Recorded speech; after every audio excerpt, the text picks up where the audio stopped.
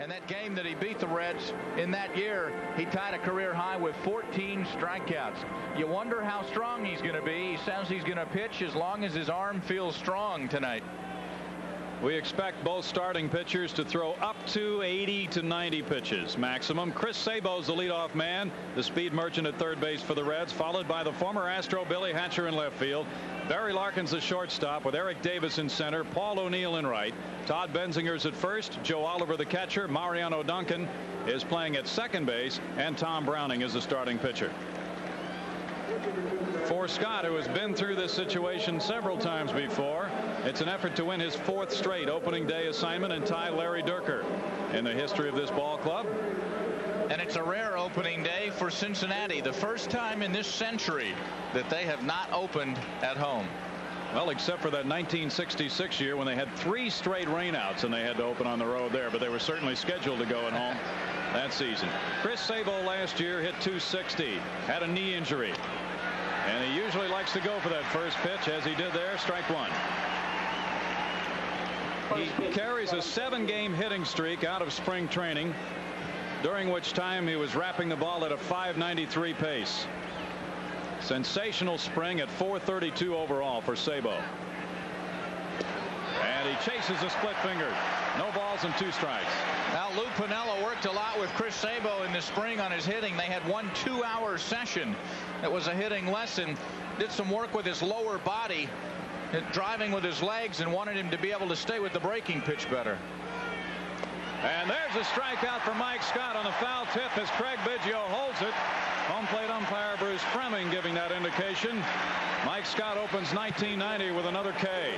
It is rare when Mike Scott has this good of a split finger early in a ball game, but he threw it in a perfect spot. It starts out as a strike at the knees, and the hitter has to commit, and it dives out of the strike zone.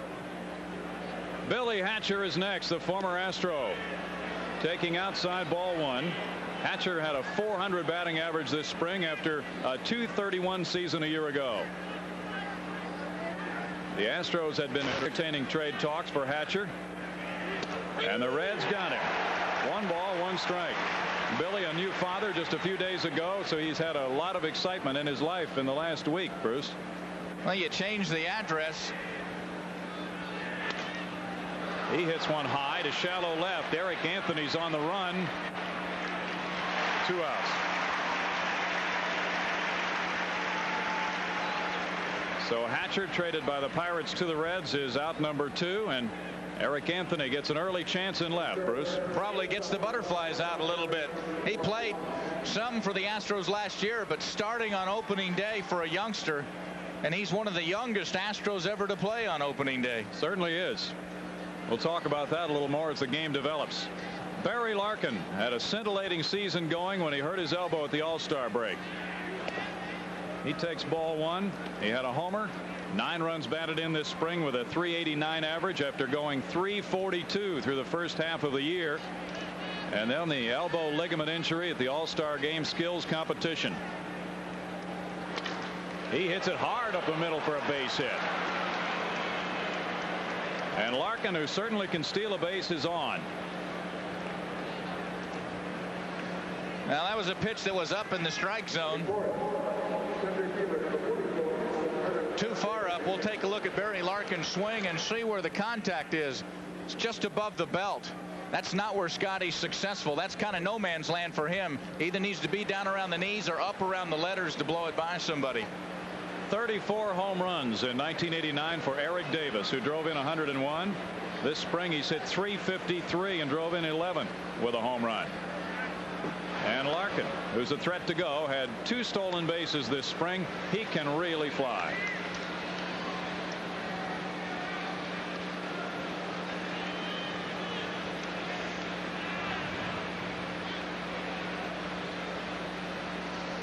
Davis hits it out of play. No balls and 2 strikes to Eric, who hit in 8 of his last 9 games at spring training, driving in 11 during that time, working up a very good head of steam for this opener. I'd be surprised if Barry Larkin tries to run. You don't want to take the bat out of Eric Davis's hands. And Larkin also suffered a little bit of a sprained ankle yesterday in an exhibition game against the Cleveland Indians.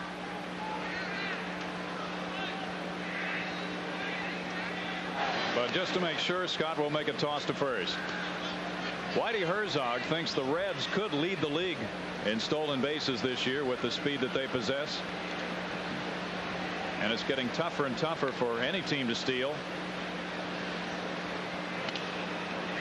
Davis pops it back out of play. No balls, 2 strikes. As you pointed out, though, Bruce, with an Eric Davis at the plate, Lou Piniella would rather have Davis swing the bat here in the first inning than risk having him wait until the second to bat by getting Larkin thrown out trying to steal. But now that strategy may change, Bill. Eric Davis last year hit .054 with an 0-2 count, and you might want to give him another at bat in the next inning by running Larkin. Scott with a long pause, and he steps back. This is an excellent situation, as you just mentioned, for a stolen base. If Scott would throw a split-fingered fastball off the plate and it would be in the dirt, Larkin could easily steal. Oh, that was a good pitch. 1 ball, 2 strikes. Bruce Fremming called it ball 1. Take a look at where this one is again. Bruce Fremming might have been fooled by it. Oh, that should have been a strike. And Steve Biggio thought so too. He tried to frame it up on the outside corner.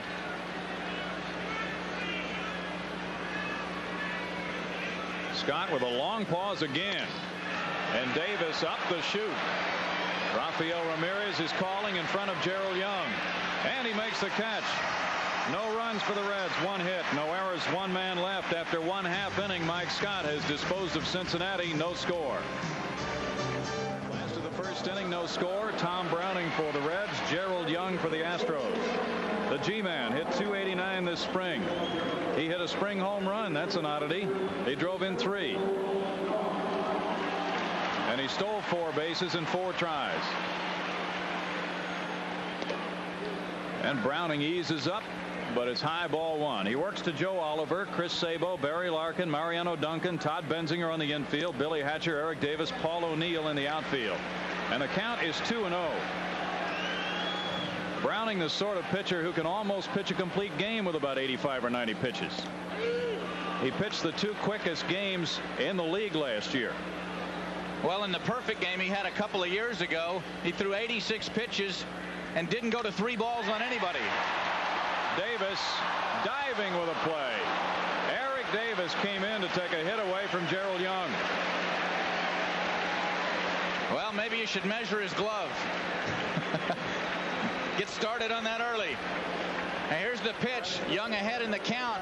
Looked like he tried to get it inside, but not far enough inside. And Eric Davis, a good jump on the ball. Looked like he almost tripped before he dove. Craig Biggio's next. He had a .233 spring average with a homer, 3 runs batted in. Feisty Tom Browning, quite a competitor. Strike 1 call. He and Jim Deshaies, teammates at Lemoyne College, and they have squared off a number of times. This is only Browning's 2nd opening day assignment. No balls and 2 strikes. He did not get a decision against Montreal in 1987. 15-12 last year, Bruce. Very good season for him. He's had 2 good years in a row, 18-5 in '88 and then 15-12 last year. Biggio takes, and it's 1 ball, 2 strikes. Browning was 3-1 against the Astros last year. It's Young, Biggio, Doran, Davis, Wilson, Anthony, Caminetti, Ramirez, and Mike Scott. There's the screwball of Browning for a strikeout. Out number 2.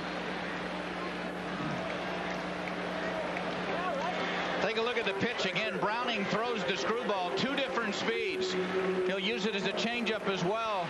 It breaks away from the right-hander, and it's a tough pitch to see because of the plane that it breaks on. He was the Reds pitcher of the year last year, led the National League in starts for the 2nd year in a row with 37, and he was 2nd in innings pitched, 250. Billy Doran takes ball 1. This is his 8th straight opening day start. Jose Cruz and Cesar Cedeno are the all-time leaders with 10 for the ball club. Base hit. Doran will take the turn, and Billy Hatcher gets it back in. Close play at second. Doran is out. The ball was waiting, and the tag made by Mariano Duncan. No runs, 1 hit. Billy Hatcher Hatcher, the former Astro, guns down his former teammate, and through 1 inning, there is no score.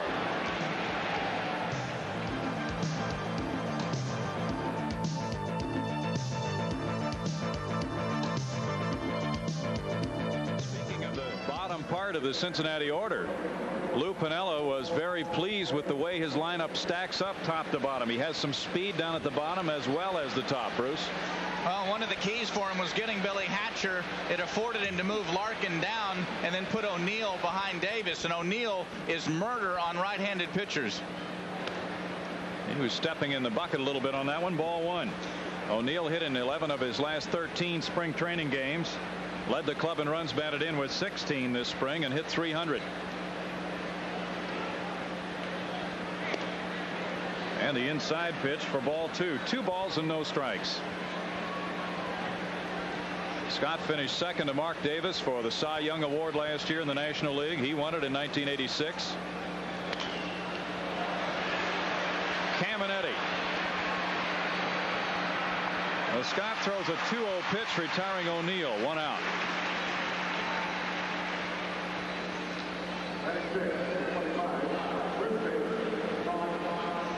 Todd Benzinger broke a bone in his hand in the batting cage in Cincinnati during the lockout, and that put him behind in spring training.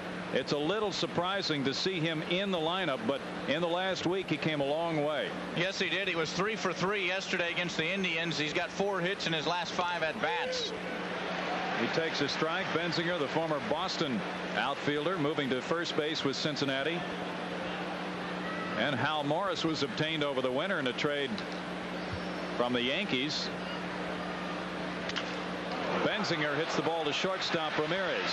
So Todd has maintained his position, at least for the time being. That's out number 2. Broke his bat on that one. Still may be a little bit slow with the bat speed. Watch Mike Scott try to do a little fielding with the wrong hand here. Bare hand, don't get that in the way. That can be costly. It's a reflex action, but it'll cost you a couple of weeks. Joe Oliver with a .261 spring average. Lines 1 foul, strike 1. We think that there is somewhere around 40,000, maybe a little bit more, here in the Astrodome for the 25th birthday celebration. Well, they had a lot of reasons to come out. You might have seen the Equitable Old Timers game earlier on HSE this evening. The Yankees won it 4-0. Oliver hits a foul ball. No balls, 2 strikes. Oliver, a guy who really stepped forward last year, Bruce, and took the reins behind the plate. Jeff Reed is a left-handed hitter, but it's a good indication of what Lou Piniella thinks of Oliver to have him starting against a tough right-hander tonight. Well, they've pretty much given him the starting catching job and say it's yours to lose. He bangs a line drive as a base hit in front of Anthony. Oliver put a good swing on that one on the 0-2 pitch. Second hit for the Reds. That brings up Duncan. Scotty did not get this pitch where he wanted. Look how far up it is. And if you're going to throw it up there, you got to get it inside. That one wasn't in far enough. Mariano Duncan, the former Dodger, is next. He had an outstanding spring, hitting .333, driving in a pair, and won the second base battle with Ron Oster, although not necessarily for the duration of the season. Oster is a fine defensive player who makes the double play as well as any second baseman. Duncan has more speed, more offense. And Joe Oliver is no threat at first base. I don't believe he's had a career stolen base. Duncan, strike 1. The Reds and Dodgers made a big trade involving Duncan last year. He and Tim Leary came to Cincinnati for Lenny Harris and Cal Daniels. Joe Oliver has not stolen a base since 1986 when he was in the minor leagues at Vermont.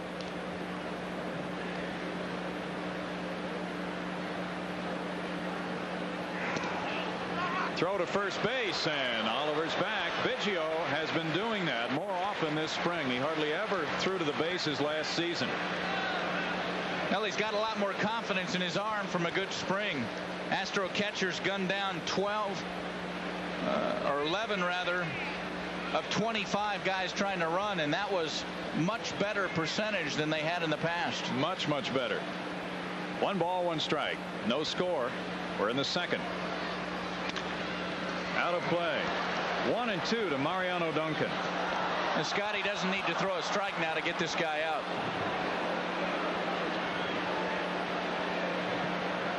Well, Scott's 3 consecutive opening day victories put him in a position to tie Larry Dierker, who went 4-0 in openers from 1968 through 75.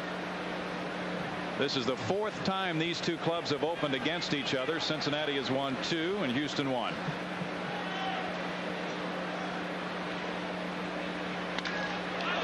To left center field. And it's a long ball for Mariano Duncan. 2-0 Cincinnati. Same type of pitch Joe Oliver got the hit on. Scotty's smart enough to know not to throw it there. It just tells you he doesn't have good command of his pitches right now. It started on the 0-2 pitch to Oliver, who reached on the solid line single to left, and then Duncan goes deep to left center. Watch where this pitch is. Way too fat, and he got the fat part of the bat on it as well. So Mariano Duncan, with his first home run of 1990, makes it 2-0 Reds. Tom Browning is the hitter with a 1-0 count. The Reds strike quickly. Browning tried to bunt his way on. 1 ball and 1 strike. Scott gave up 23 home runs a year ago. Browning gave up more than anybody else in the National League.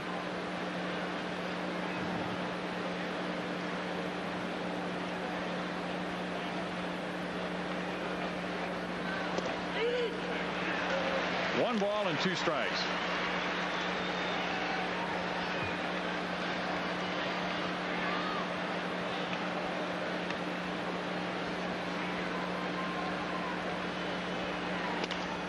Tough pitch. Browning poked at it and hit it just foul. Sam Perlazzo is the new coach at third base for the Reds. He fielded that one. Well, that's a pitch that Scotty'd like to have thrown to Mariano Duncan. Split finger down and away.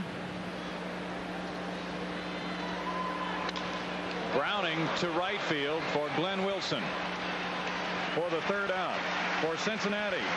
2 runs, 2 hits, no errors, no one left. Middle of the second. Reds 2, Astros nothing.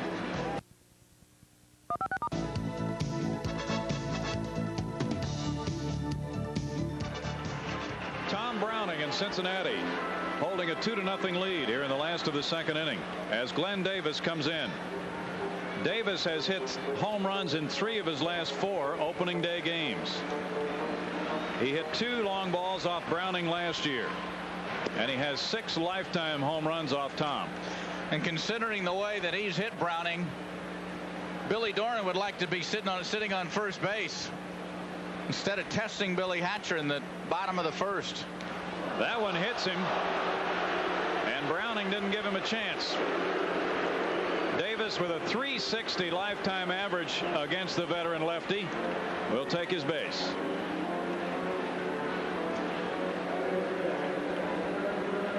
Well, he didn't throw it hard enough to hurt him, especially where it hit him.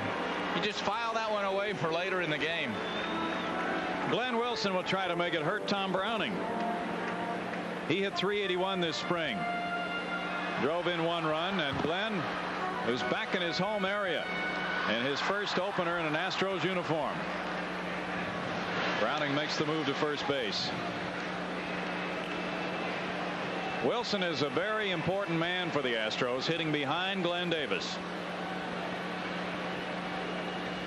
He was 2 for 8 against Browning last year. Eric Davis is backing on it, still backing on it, and it's off the wall. Glenn Davis will be waved around third. Nope, stop sign. And it's a double as the ball was returned to the infield quickly. Wow, did Glenn Wilson smash that one? A guy who came on late in spring training. Now he's got the tight quadricep muscle, hasn't been able to run full speed, but he's been swinging a good bat. And he likes the pitch outside. And he got the good part of the bat on it. And Eric Davis needed to be to the wall a step sooner to make the grab here. Just a couple feet away from a dead center home run, and with nobody out, Matt Galani opts for having 2 men in scoring position rather than testing the Reds' relay again. Eric Anthony with strike one. He is the youngest Houston opening day starter since 1975. He hit 3 home runs this spring. He hit 4 last year in the National League. Faced Browning twice, went 0 for 2 against him.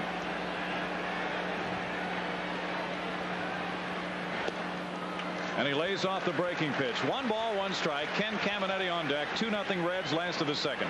Now you would think this wouldn't be a very good matchup, a crafty lefty against Eric Anthony, but 2 of Anthony's home runs in the spring came off left-handed pitchers.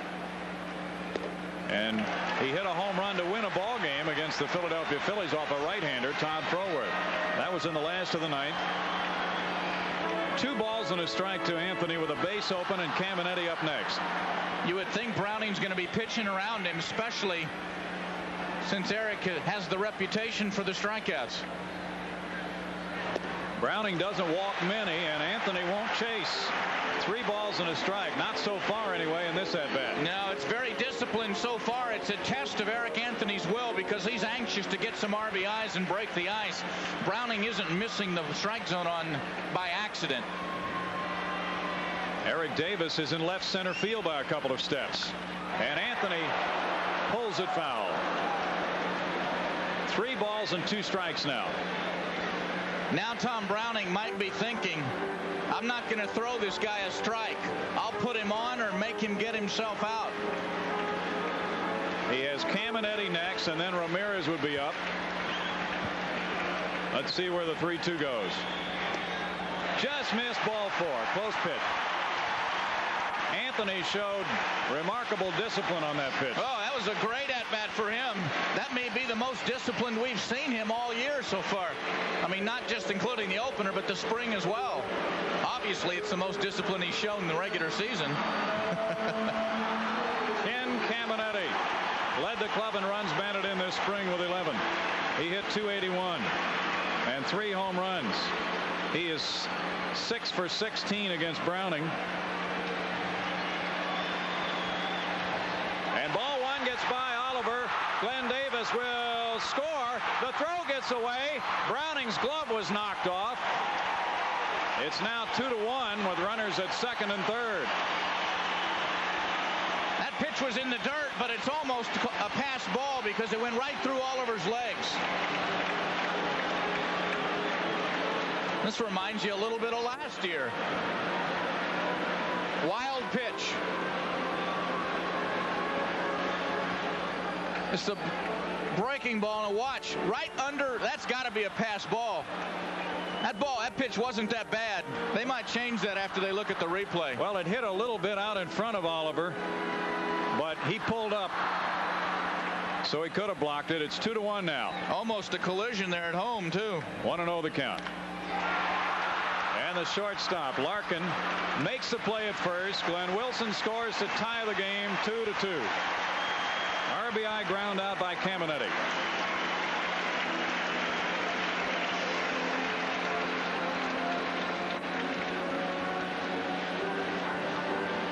Offensive excitement in the Dome in the early going.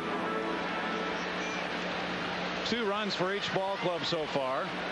Rafael Ramirez is next. Anthony, of course, stayed at second on that ground ball to the shortstop Larkin. Ramirez wrapped out a merry tune in spring training. 355. Ball 1.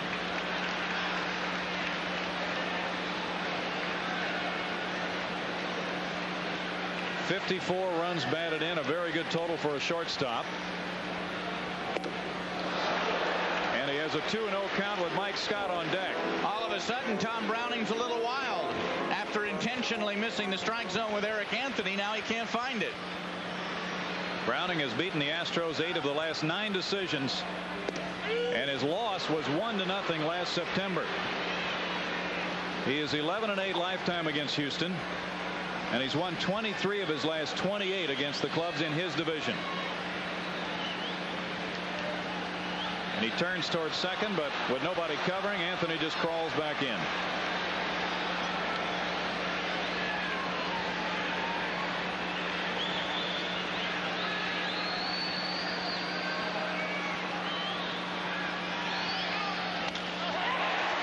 Base hit. Anthony had to wait, and he will be coming in. The throw goes to second. It's 3-2 Astros. Well, an interesting throw by Paul O'Neill.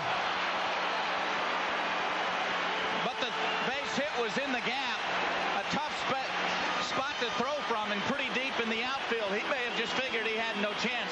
And Matt Galani waited to the last possible second to tell Anthony what to do rounding the bag. Now he just kind of inside out swing over Duncan's head, but Anthony just now taking off. And now watch him coming in to score. He had just gotten the sign. Umpire's got to get that bat out of the way, folks. Umpire has got to move that bat or somebody's going to get hurt. There is bullpen activity. Rick Mailer begins to warm up, the veteran, as Stan Williams, the new pitching coach, and Lou Piniella and Williams, of course, work together in the Yankee organization. Williams made his visit to Browning. Tom did not pitch very many innings in the spring. Really, you can say that about every starter. He worked a total of 8 innings in 3 games, gave up 7 hits and 7 runs. 4 of them were earned. So Lou Piniella has not seen yet the best work of Tom Browning. And it'll be interesting to see how Piniella handles his pitching staff. Scott makes a good bunt. Benzinger will tag him. Ramirez to second, and that's out number 2.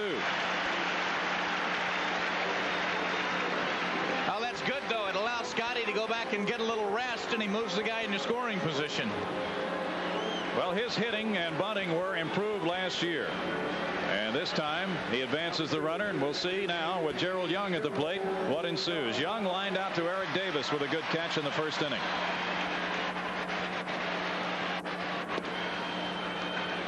Ball 1. That's the pitch that could work to Browning's advantage, especially here in the dome if the hitters jump at it.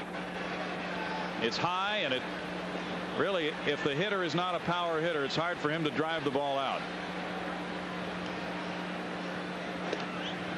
But he's not throwing strikes at the moment. 2-0. Again, it all stems back to the Anthony at bat, I believe.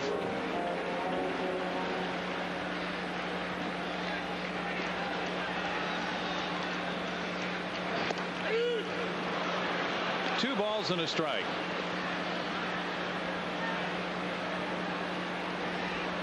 It's the 3rd hitter in 2 innings that he's gone to 2-0 on. That's very unusual for Tom Browning. And it's 2-2. Baltimore beat Kansas City today in extra innings, 7-6 in a thriller at Royal Stadium. Boston over Detroit 5-2. There's the screwball, the off-speed pitch. 3 balls and 2 strikes to Young. Good eye there by Gerald.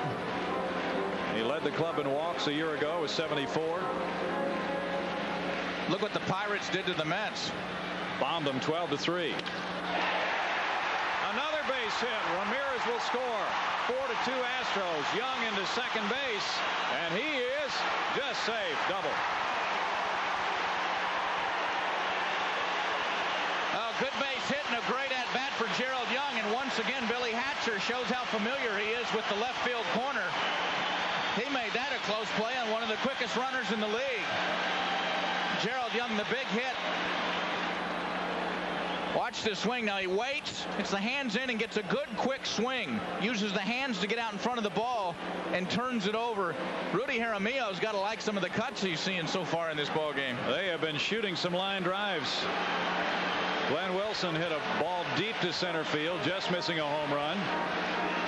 And then with the Eric Anthony at bat, as you mentioned, Bruce, setting up the inning, really. He did not chase a pitch off the plate on a 3-2 count. Now the Astros have used that walk to their advantage in building the 4-2 lead. 32 pitches for Tom Browning so far. Craig Biggio's the 8th man to bat for the Astros in the inning. He struck out in the first.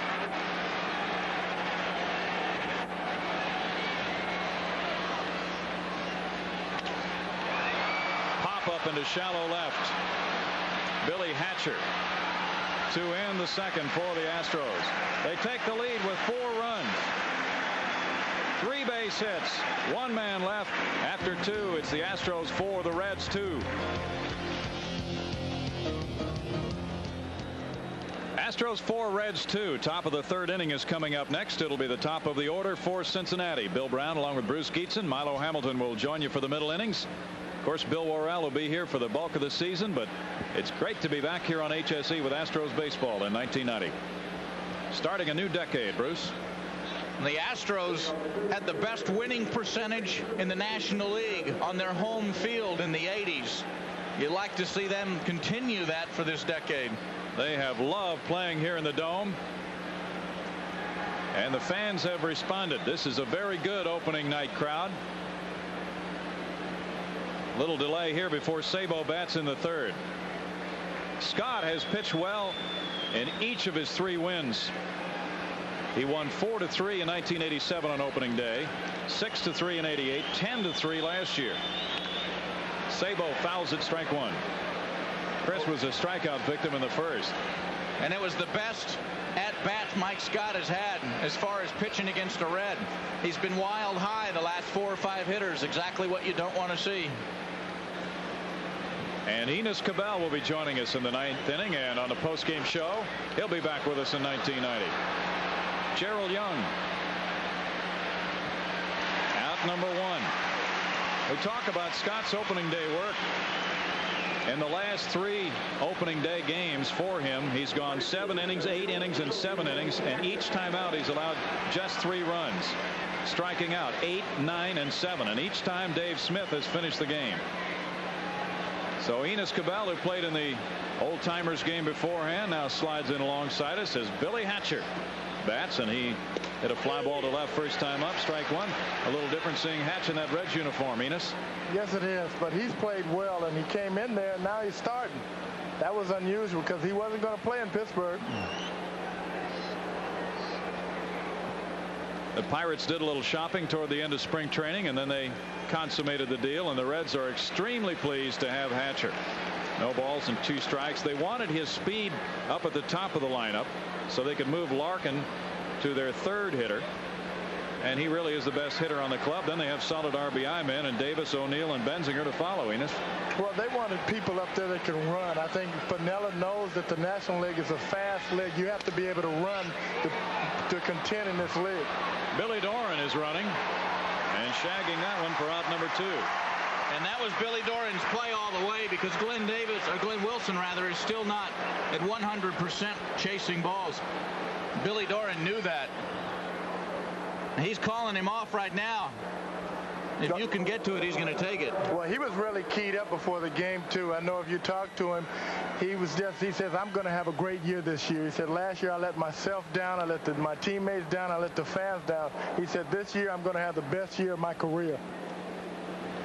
Larkin from Cincinnati, Doran from Cincinnati, and Scott throws Larkin a strike. Barry ripped a line drive up the middle back in the 1st inning for a base hit. That's 6 straight strikes in this inning. He hasn't missed the strike zone yet. Scotty's happy they got him them 4 runs. Yeah. Davis fields the slow hopper, and that's the first 1-2-3 frame for Mike Scott. The Reds go down quickly in their half of the 3rd. The Astros lead it after 2.5, 4-2.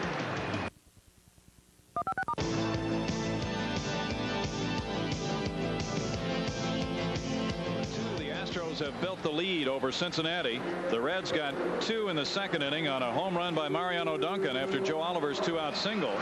The Astros bunching a couple of hits and a walk, a hit batsman, a wild pitch in their 4-run rally in the 2nd inning. Here's Billy Doran now.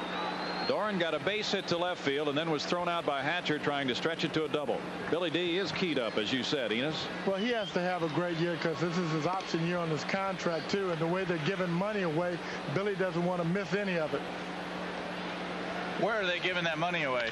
Not to us. Sabo. Benzinger, 1 out. But you can see the look on his face before the game. I wasn't in spring training, and I know he had a good spring training. He hit the ball well, and I knew he wanted to get out of the box fast. And once you get your first hit of the season, then you can relax. It's always tough to get that first hit. That's why we need Anthony to get a hit in this game, and he'll loosen up a lot more. Now Glenn Davis, who was hit by the pitch, taking ball one, down and in.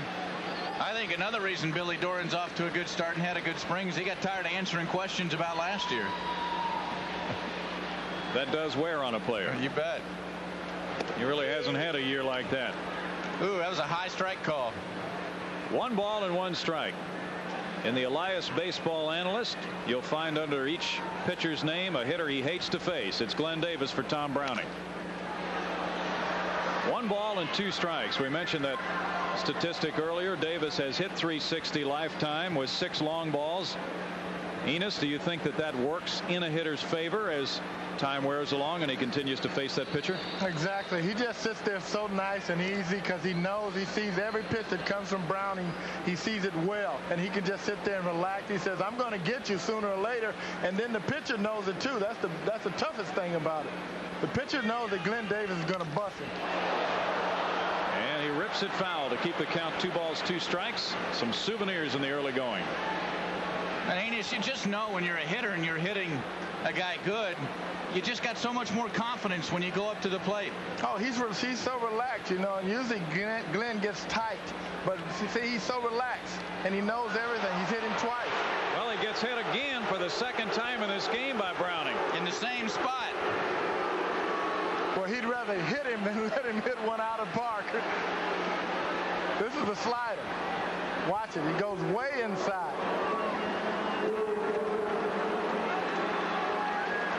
Glenn's going to get tired of this pretty soon.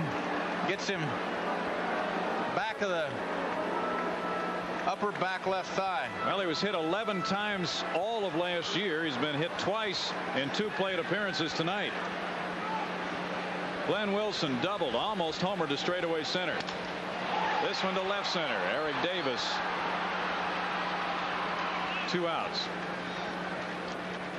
And Glenn returning to first for Eric Anthony. Well, the first time Glenn hit the ball off the center field wall. If he can continually do that, then they'll have to pitch to Davis. But they need that 5th and 6th man to come in the clutch when they walk Davis or hit him as they've done tonight and drive the ball off the wall or out of the park. Anthony took that close 3-2 pitch with runners at 2nd and 3rd and nobody out, taking the walk that set up the 4-run 2nd. Ball 1. Browning hit only 3 batters all of last year.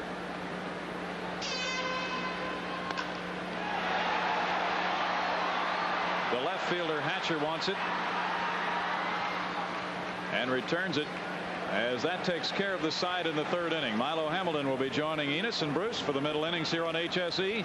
No runs, no hits, 1 man left in the 3rd, and it's the Astros after 3 leading the Reds 4-2. Well, through 3 innings here in the season opener in the Dome, the Astros, with the strength of a 4-run 2nd inning, lead the Reds 4-2.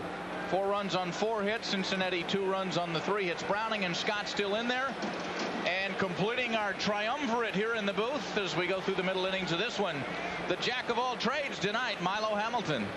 I'm going to do a game after this someplace. Unveiling ceremonies. A luncheon with Vinegar Ben Mizell. After that, we've been busy today. Saw Enos Cabell put a uniform on. It didn't seem play. I saw him put a uniform on. You didn't want to see me play, Milo. What's going on, Anthony? Anthony's out of the game. It doesn't look like it's his legs because he ran in and he's walking well. Franklin Stubbs going in to play left field. Another guy that had a great spring. You know, with the opening night and being from the area and part of his young life, Anthony might have an upset stomach. You know, it's happened before. It has definitely happened before, but I don't think it's serious because he ran in. Oh, yeah. And then when he walked down the dugout, he might have been sick before the game.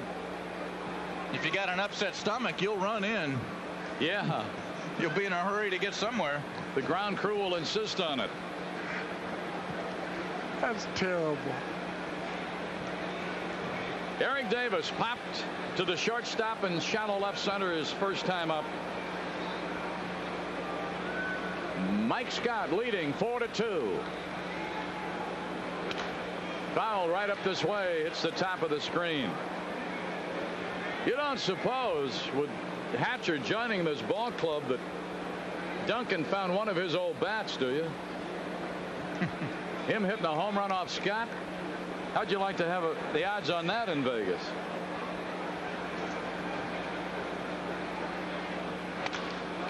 That's out into center. G-Man will be there. He can go get him with anybody. He made it look easy, and that ball was hit hard. This may be a gold glove year for Gerald Young in center field. If he's hitting, he's going to have more confidence and be a little more upbeat in the outfield as well. And he had a good defensive year last year. The ball looked like it was going to be trouble, and he made it look easy.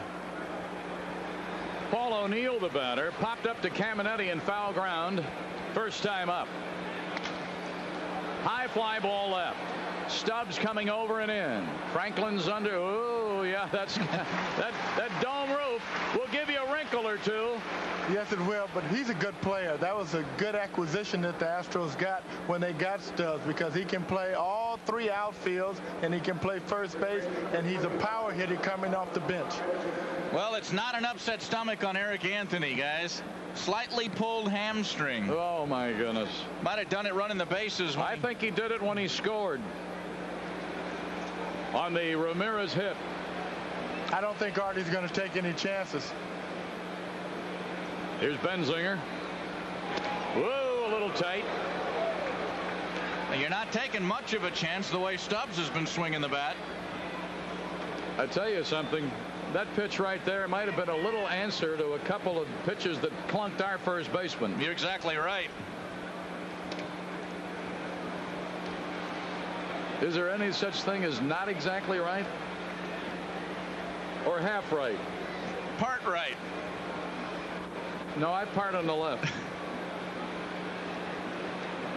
Been a long day. And a strike. I've never seen anybody do what Casey at the bat, all verses. Why, sir? 22 from memory, right? And what about adding a little new version of my own, Casey at the bank? Tab foul.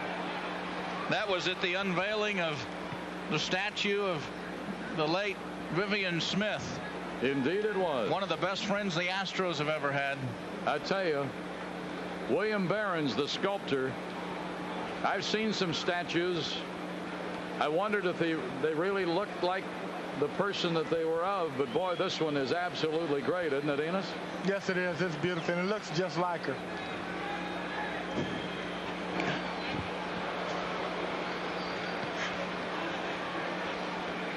Three and two to Benzinger.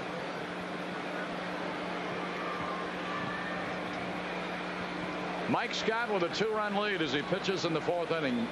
His longest stint in an abbreviated spring training was 5, and that was in his last outing. 3-2. Popped it up on the left side. Caminetti just outside the line. A 1-2-3 inning, and since the homer by Duncan, Scotty's retired the last 7 in a row. That puts us in the middle of the 5th on HSE from the Dome. Astros lead it 4-2. Ken Caminetti put the ball in play. Bounced to the shortstop in the 2nd, got the 2nd run home that tied it. That would make Rudy Jaramillo comes up empty there. Art Howe and Bob Watson, who have been preaching situation hitting, boy. Go up there and have something in mind when you got a chance to drive in a run. There's a bouncer to short again. Duncan will throw him out, and it's 1 down in the bottom of the 4th. Brings up Rafael Ramirez. You could just draw a map for him. Hit it over the second baseman's head, and that's what he did. Well, and the Reds are open for a big year from that guy, Barry Larkin. A full year. A ball with Ozzie Smith on the probably the overside of his fabulous years. They're projecting Larkin as the shortstop of the 90s. Stays healthy, he'll probably fulfill that one.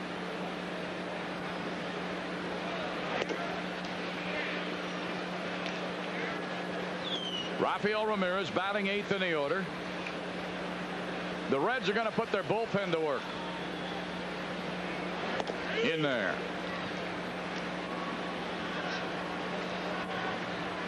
Browning has thrown a lot of pitches. Well, he's thrown 45 in 4 innings, and he's due up 3rd in the next inning. There's a little popper, going to drop for a base hit in center field. That's what you call serving one. Rafi's 2 for 2. Coming off a great spring, and he keeps it going in the opener tonight. That is hit number 5. Well, Rafi Ramirez 3 days ago in Kissimmee said to me, who's starting for the Reds opening night? I said, Tom Browning. He said, that'll be 3 hits for me. So far, he's 2/3 of the way there. Leana, a newcomer to their pitching staff, is throwing down the left field line for Lou Piniella. Tries to bunt, comes up empty. Scotty had a sacrifice the first time up. Astros about hit the Reds 5-3, leading the score 4-2. Nobody's made an error in the early going.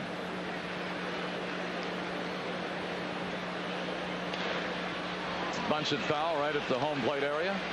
Well, on HSE, a little different type of ball that I looked at on HSE all winter, but Mike Anastasio doesn't change. He's got the HSE group together. Mikey, how you doing, pal? You got to get some carbon tetrachloride. I'm barely getting you. And don't use it on the rocks.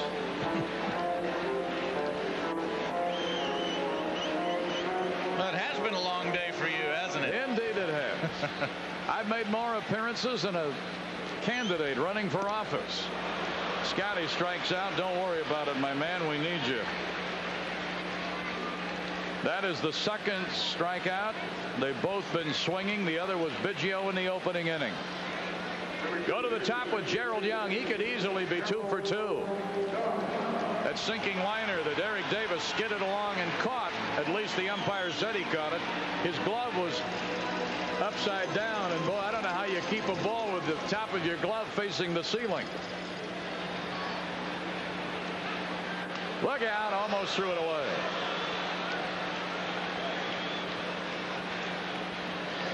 Ramirez stretching the lead out.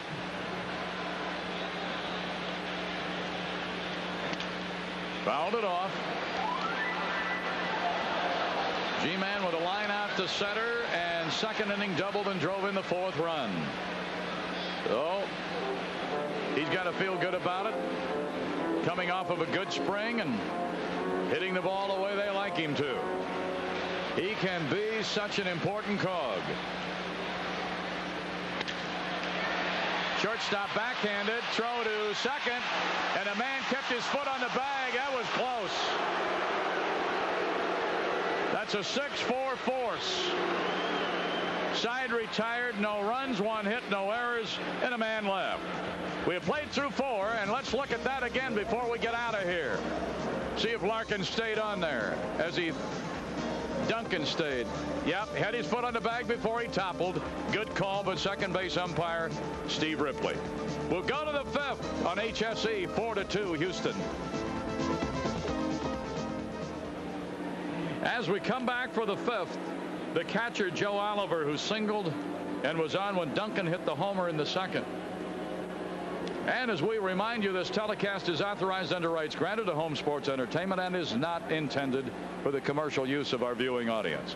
Any reproduction or other use of this telecast without the express written consent of Home Sports Entertainment and the Houston Astros is prohibited. Mike Scott ready to work. A beautiful sight to be sure.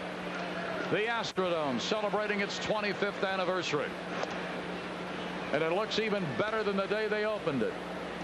She's a grand old lady. They've really done a fabulous job of keeping this place ahead of its time. It's the oldest of the domes, and it's still the best. Foul back. 1-1 to Oliver.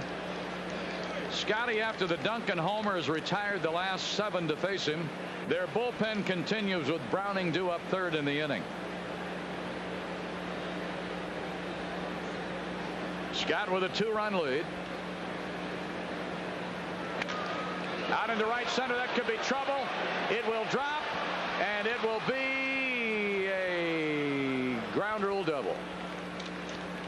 I still don't think Scotty's had the good split finger about 80% of the time. That one he tried to get over the plate and it hung up a little bit.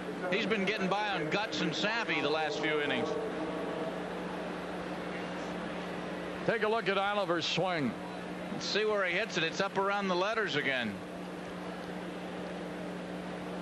Big league hitters, you get that ball in that spot, it's trouble, and it turned out to be a double. And Oliver's 2 for 2. Duncan hit a 2-run homer to left center his first time up. Bouncer first. Glenn Davis with it. And will he be able to get him? He does. Boy, what a recovery by Glenn. And he was going to have to make it. It was hit so sharply. Scotty wasn't going to be in the area. And Duncan got down the line pretty good. That pitch was up as well. Scotty, a little bit deliberate getting back to the mound now. See, that pitch is way up. That split finger is just not dropping down. He doesn't have the good command on it. It's a pitch that you have to get a feel for it. It may be a little bit early in the season for that. The veteran star of the Reds and a couple of other clubs along the way, but mostly with the Reds, Ken Griffey will be the pinch hitter.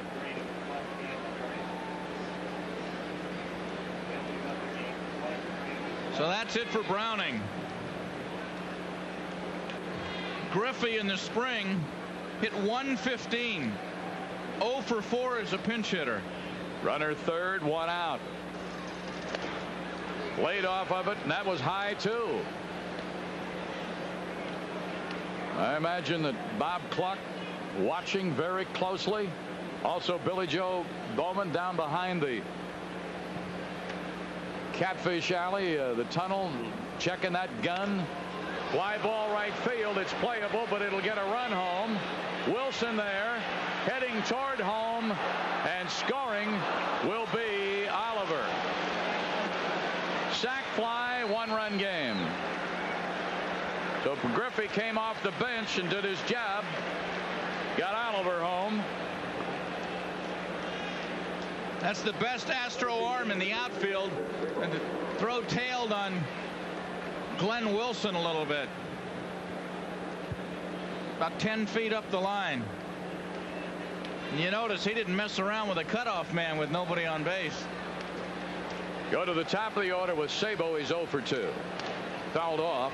Sabo had a spring that most players dream about. He had as many hits as you usually see a guy get if you have a full spring training. He had 19 hits. Had 3 doubles against us in a game. Still got that gap power. Fouled out of play up to the right side. That'll put him in a hole. 0-2. A run is in.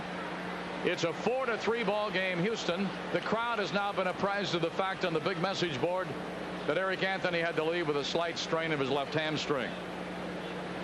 I gotta believe he did it, because when he was rounding third scoring, it looked like about a third of the way up the line he pulled up a little. Fly ball center, and it will drop. Sabo 1 for 3 with a 2-out single.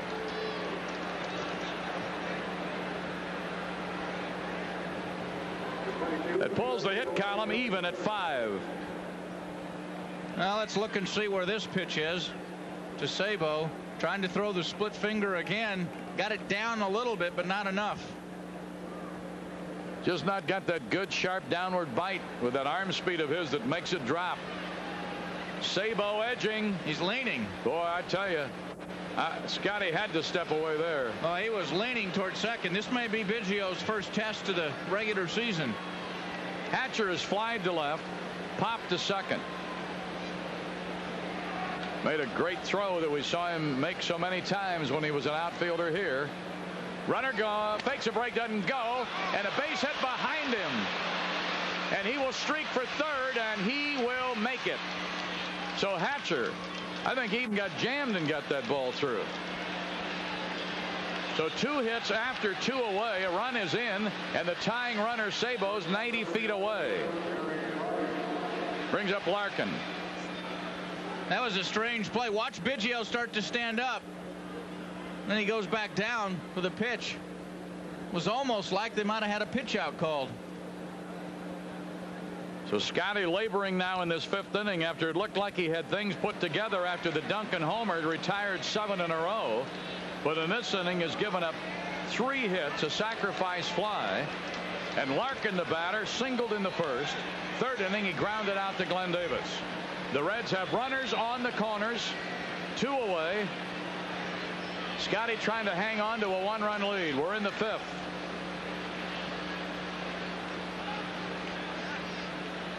Hatcher back in there. Scotty's thrown 55 pitches. He had 3 outings in the spring. The last one, he did not have good command of the split finger then either, but he got by. Sabo 3rd, Hatcher 1st.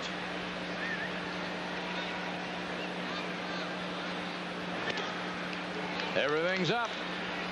You don't want the next guy to get one up. Davis is on deck. That's why it's so important to get Larkin here and make Davis come up with nobody on.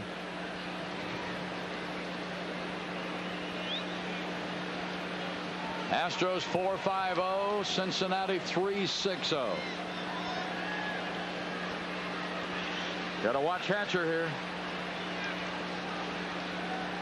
Not going. Boy, that didn't miss by much.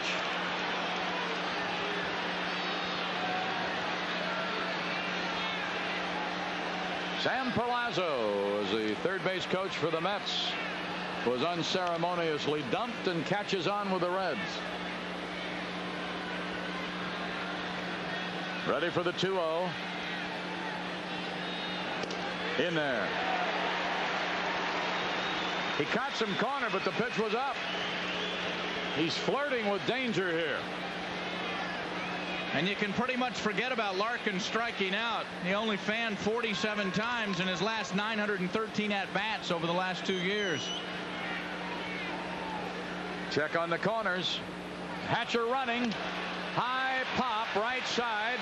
Davis over. Will he have room? He will, and he squeezes it. Got a dangerous hitter with 2 men on. The Reds have to settle for 1 run with all that traffic. 3 hits. And in the middle of the 5th, halfway through on HSE, Astros lead by 1 run. As we go to the bottom of the 5th, Craig Biggio 0 for 2 will be followed by Doran and then Davis. The new pitcher, Leana. Tim Leana, 6'2", 195-pound right-hander, drafted from the Yankees last December. Has not pitched in the big leagues. This is his debut at the show. Last year 7-4 at Albany. And he gets his first pitch in for a strike to Biggio. Biggio calls time. I think he thought that ball was low. Doran 1 for 2 on deck. Then it'll be Davis, who's been hit twice by pitches. Browning gone. He worked 4 innings. Breaking ball in for a strike. We haven't gotten to Browning very much in the last couple of years. He came in here with great success against us. That ball foul. They're asking. Now they're asking, and Oliver's going to tag him. The first base umpire ruled that he did take a swing. Biggio smiling, but it's not a happy smile. Well, I don't think. See, watch how quickly Fleming makes the safe sign. He may be saying no swing right there. I think he went around, but watch. See, Fleming says no. I think maybe that Biggio heard that it wasn't a strike, and so he didn't run. Well, then why doesn't the umpire-in-chief overrule the first base umpire? Oh, that's right. They've only been working for a week.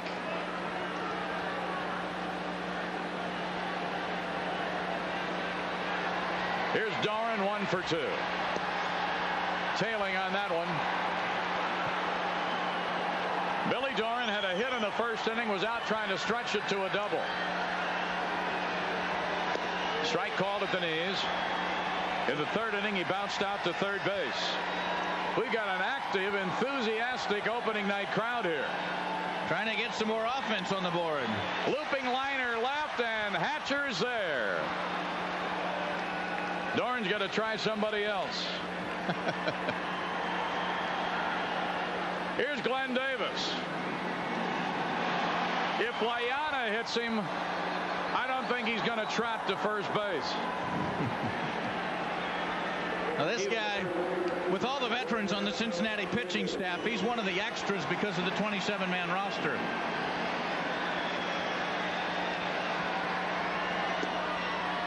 Breaking ball down and out, 1-0.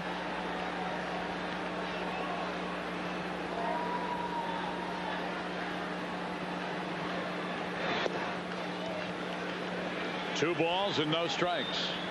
Glenn Wilson due up next. Astros had a 4-run second, and they're leading 4-3. Good breaking ball, came right over the top, and when she snapped it, broke and dropped, and it's 2-1. Has this guy thrown a fastball yet? All breaking stuff so far. Muscled up on his heater. Maybe that's why he's not throwing it. Hey, you don't really throw a show pitch with a 2-1 count, do you? 3-1.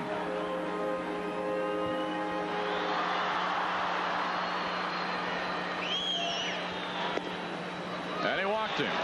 So Glenn's on for the third time. Hit twice. Now walks. That's the first walk of an Astro in the game. Second, he walked Anthony in that 4-run second. Browning hit a pair. Struck out 2, and now here is Glenn Wilson. Just missed jacking one out of here in the second inning. And Rudy Jaramillo has told Glenn Wilson that he thinks he can hit 20-25 home runs a year. Big rip fouled off. Glenn, you know, they usually kid about players from their hometown in the pass list. Glenn didn't wait for the pass list. He bought a skybox for his family tonight. Good going. I think he can handle it. Things have been going good out at the hit and run. 2 outs and a runner at first. Wilson has doubled and flied to center. Into the dirt, a good smother of it by Oliver. He moved right out there like a cat. Did such a good job on that one, you wonder if Browning crossed him up on the earlier wild pitch. The on-deck hitter is Stubbs. You're joining us a little late. Anthony had to leave after a couple of bats with a slightly pulled hamstring.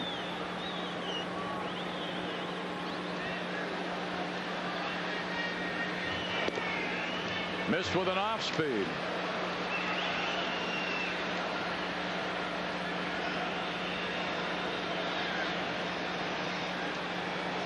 Wilson taking a look at his third base coach, Matt Galante. Glenn Davis, first base. 2 down, 5th inning.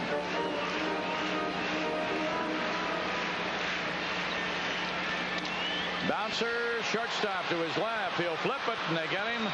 And that's Larkin to Duncan. The force on Davis. Side retired, 1 man left.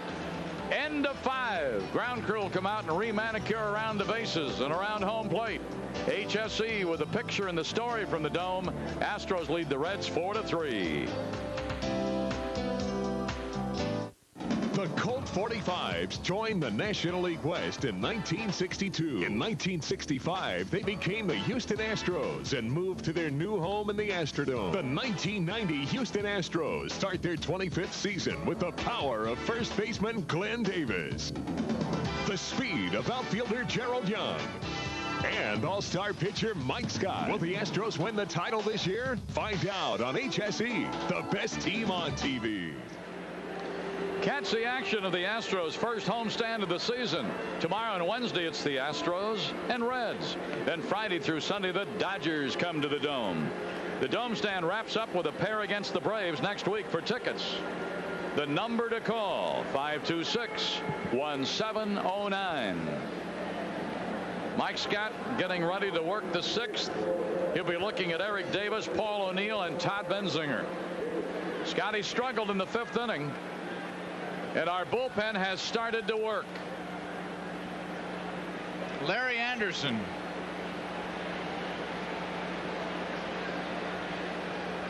If Scotty is able to go through the 6th, you probably only get an inning out of Anderson. Whoa, what a cut. Be glad it was foul and came this way, not that way. There's Handy Andy. Remember last week they had to fly him back along with Darwin. They had to check their elbows. Andy threw the next day when he got back for an inning. Darwin hasn't yet. Shortstop Ramirez. Got him. One down in the 6th inning. Rafi Ramirez expects to have a bigger year this year, not only at the plate but in the field. He says that sore ankle he had last year made it tough for him to plant and make some throws. Yeah, because if you recall last year, the errors were throwing errors, and because he had to adjust, like a lot of times, that is a ball to O'Neill. It's like a pitcher. If he's got something hurting him a little bit and he alters his windup, he strains something else. And then you get a little gun shy. O'Neill has popped to 3rd and he's flied to left. Benzinger's on deck. Our ball game is in the 6th inning, and the Astros are leading the Reds 4-3. I think Scotty might have found what he's been looking for. He's doing something better. Maybe he got a tip from Bob Cluck, but those last 2 split fingers are better than any he's thrown about the last 3 innings. So much more action. The 1-2. That's oh, where was it? Bruce Fleming looks a little rusty. Take a look at it from another angle. It's a fastball. Man, he might have been expecting a split finger. 3-2. But the other one wasn't a strike. There aren't any. Reminds me of the old story about Rick Dempsey catching in front of Bruce Fleming. 3-2. And he lost him on a walk. So, boy, that missed call, strike 3, hurt. Dempsey was catching the game, and he asked Fleming, he says, how do you spell your last name? He says, F-R-O-E-M-M-I-N-G. Dempsey says, 1 I, and he says, that's right. And he says, well, that's how you've been calling him all night long. Okay. Here's Benzinger. He's bounced to short, and he's popped to 3rd. Switch hitter. Scotty works on O'Neill. O'Neill's got some speed. He stole 20 bases last year and didn't even get to play a full season. Yeah, the injury cost him having his best year in the big leagues. He was really off and going.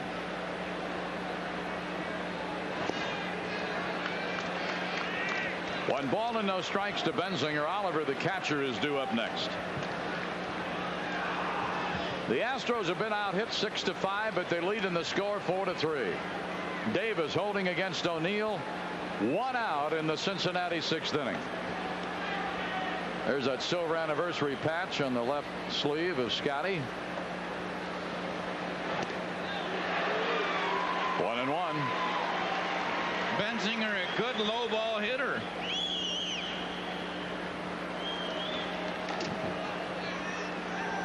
Like most switch hitters, he likes the low pitches from the left side, likes it up a little bit from the right side. Looks like Charlton's going to their bullpen. Runner going.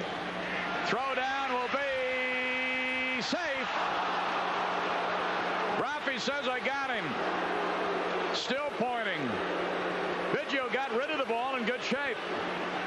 Wasn't a bad throw. Let's take a look at it again. There's O'Neill's lead. Good pitch to throw on. Oh, Rafi They have an argument. Rafi thinks he got him as he slid by. Tagged him in the armpit. Good shot of the throw. The steal was on Scotty because he does not hold a man on. Now from that angle you can't tell. Right. Because O'Neill's body blocks you out. But that's not the angle Steve Ripley's looking at either. No. 3 balls and a strike to Benzinger, and Oliver's on deck. The 2 pitchers who gave up the most stolen bases last year in the big leagues. In the National League, it was Mike Scott. In the American League, it was Nolan Ryan. Craig Biggio can relate. Neither one gives him much of a chance. 3-1. Whoa, he exploded. 3-2.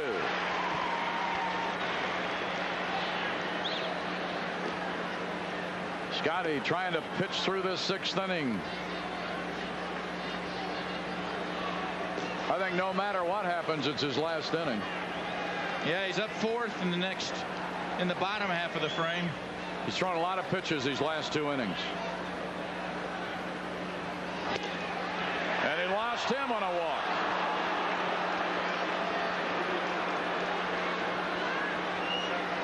Well, he'd like to get out of the inning and not have to burn a pitcher. That might have been up a little bit. Yeah, it was high. 73 pitches for Mike Scott. He's getting close. And limit. Bob Cluck, our new pitching coach this year, going out to talk to him. His first question will be how are you? And he doesn't mean how's your health or how you've been doing. Scotty may still be complaining about that pitch to O'Neill.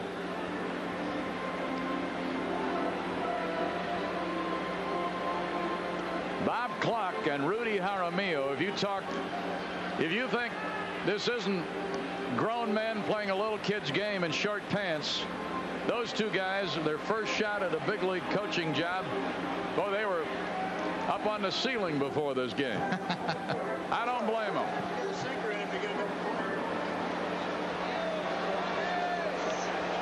Hey, you heard Bob Cluck say something about Scotty throwing him sinkers, which is the split finger.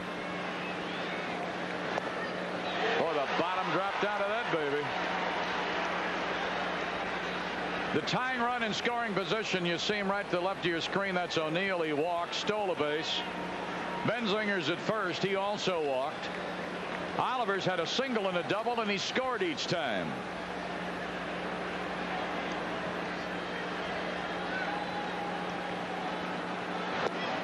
A ball and a strike.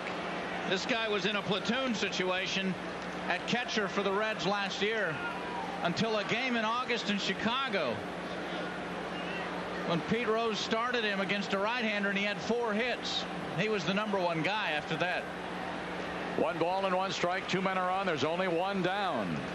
And time called by Oliver. Both bullpens are busy. Figured to be after an abbreviated spring.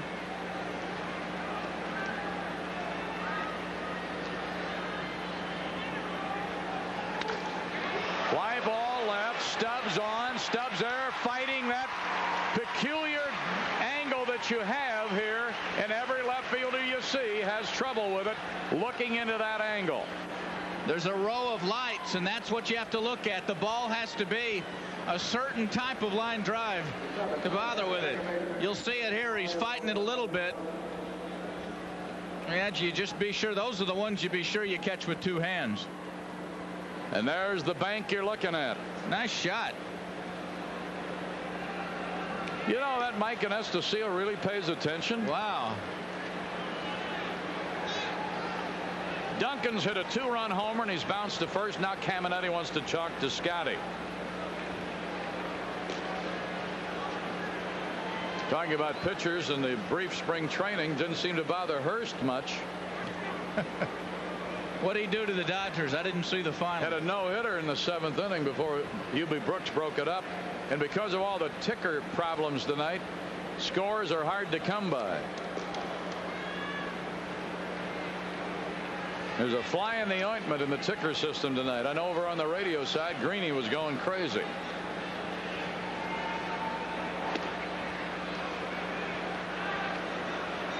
1 ball and no strikes. That's the new improved Dodgers, right? With the same old Bruce Hurst.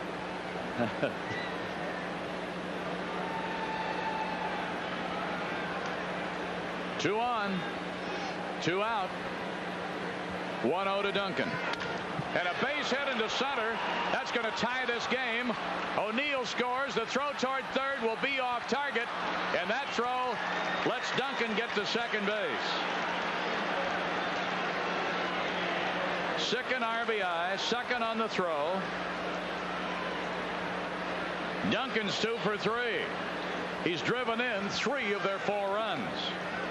And not a good throw from Gerald Young. In that situation with a quick base runner, you got to be sure you get the out at third or you keep the guy out of scoring position at second. Didn't even have a play at third. Now you've got runners at second and third with 2 outs, a run in to tie it. And they're going to go to their bench. It looks like Winningham.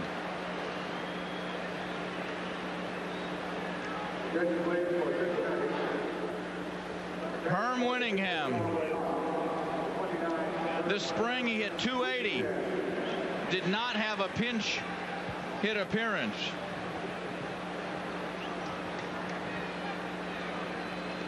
Fly ball hitter, not a lot of power. Not a very patient hitter either. Now Art Howe's going to come out, and that's going to be it for Scotty. He has labored noticeably in the 5th and 6th. He wants a sinker baller.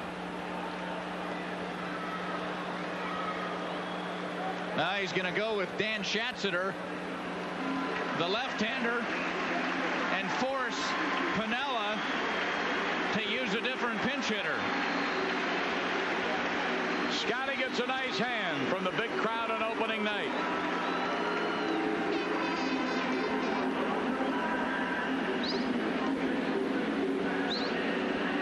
Scotty worked 5 2/3, 4 runs, 2 are on. They're his responsibility. He walked 2. He hadn't walked anybody till this inning. One of the tips off too that Scotty never really got that split finger going for himself was that he struck out Sabo to start the game and never got another one.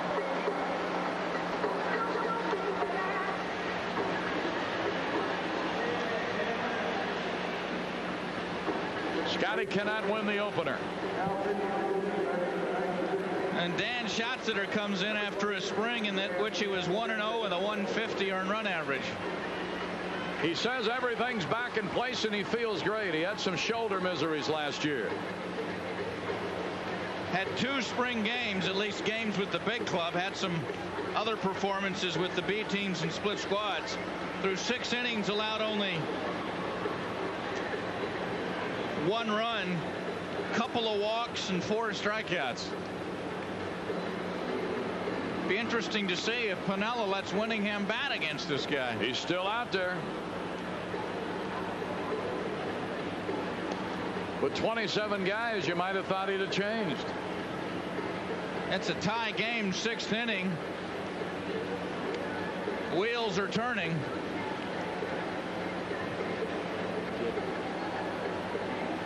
He's trying to learn his club at this point too. He didn't get the long spring that he would have liked to have had.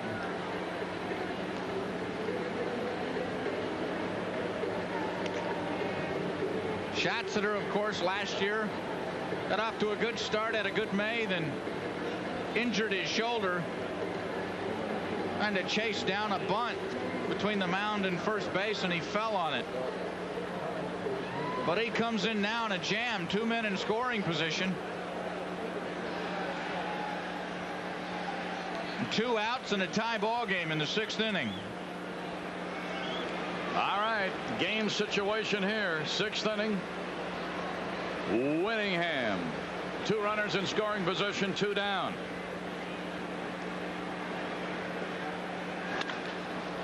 Sinking liner to Davis. He picks it. He's got to go to the bag. 1 pitch. Schatzeder takes care of Winningham. They have to settle for 1 run on 2 walks and a single. Weren't any errors. 2 men are left. We're in the middle of the 6th, and boy, he tattooed that baby, but right at Glenn Davis. Now watch that ball. Probably some angles in this place. People thought he caught it, but the first base umpire alertly said, nope, palms down, you got to make the play. And so in HSE, we're tied at 4. New pitcher is the left-hander Charlton, and Stubbs will be looking at him. This is the guy we almost had a Donnybrook in spring training with. Yeah, Eric Anthony's going to be sorry he's out of the game. Charlton had 4 spring appearances, an earned run average of 6. Not an especially impressive spring. 6 innings, 6 hits, and 4 runs. He's had a little bit of an elbow problem in the spring. Lou Piniella said the other day that he's one of the guys on the club that could have used a little bit more time in Florida. That's through there as Stubbs jumps on a left-hander. That is the first hit for the Astros since Ramirez had a single in the 4th, and we're now in the 6th. Caminetti will be the hitter. Lou Piniella just doesn't look natural in red, does he? Well, he was talking to some of the guys in pinstripes before the game at the Old Timers contest. Boy, there's going to be some aches and pains in that group. Cammy bunts it. He deadens it. Oliver throws, but what about Caminetti? He's not called upon to do that very often. That was a nice bunt. Laid it out there on the turf. This is only the 2nd time in the game the Astros have had the leadoff man on base. The other one was the 2nd inning when they got the runs. Good position. Lays it out on the end of the bat. Just deadened it. Boy, that's a beauty. So the sacrifice 2-3. Here's Ramirez. 2 singles, a run batted in, and a run scored.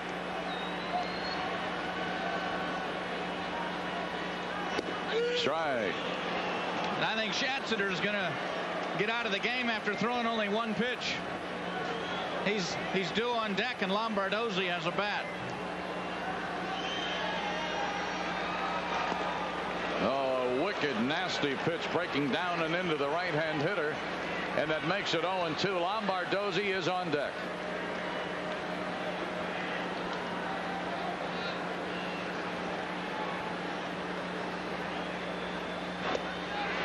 Strikes him out. 2 down in the inning. Those didn't look like they were coming from a guy with elbow problems, did they? Nasty. This is dropping off a table. Rafi goes down and tries to get it.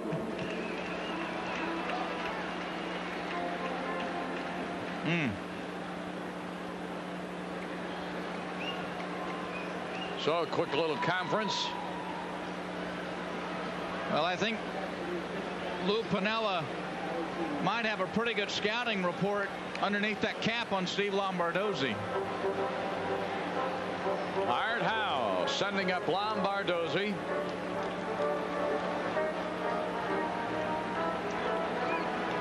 Gerald Young is on deck.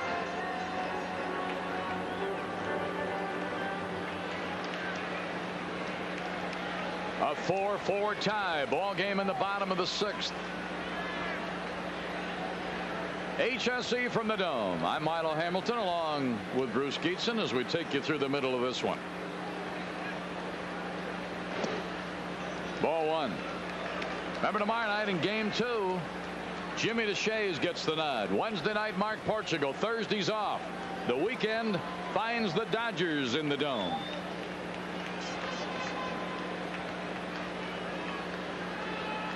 Lombo trying to do some good here with 2 down, trying to break the tie. Stubbs at second. Nope. He held up, but it bent right in on his hands, and the count is even at a ball and a strike. Now Lombo may be looking for that pitch again.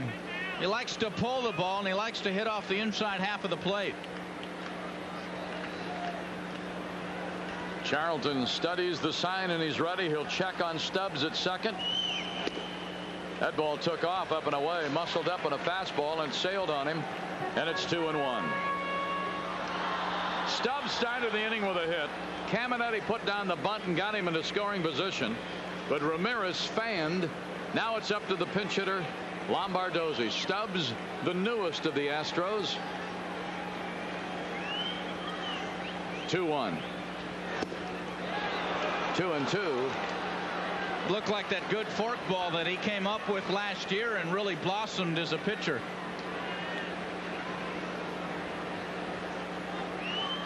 He's got some people in the seats today, I think. Well, between his Rice University connection and the hometown of San Antonio, he'd have some folks here.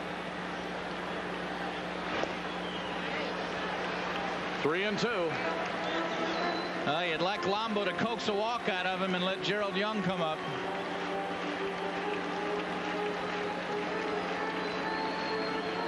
They've used Browning, Leana, and Charlton. The Astros have used Scott and Schatzeder. And Lombardozzi's got to be ready here.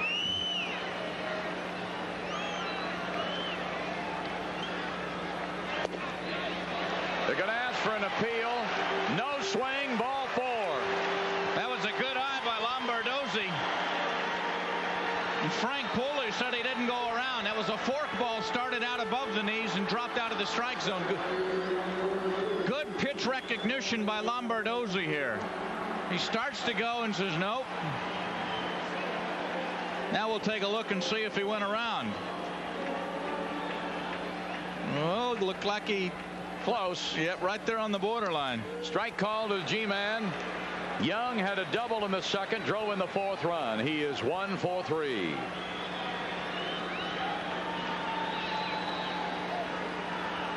Left-hander Charlton, 2 men on, 2 out.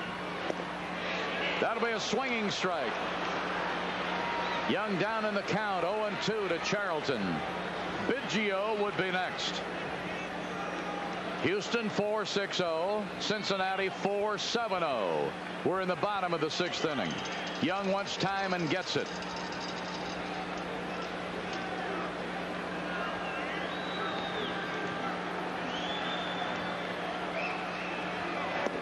Ball.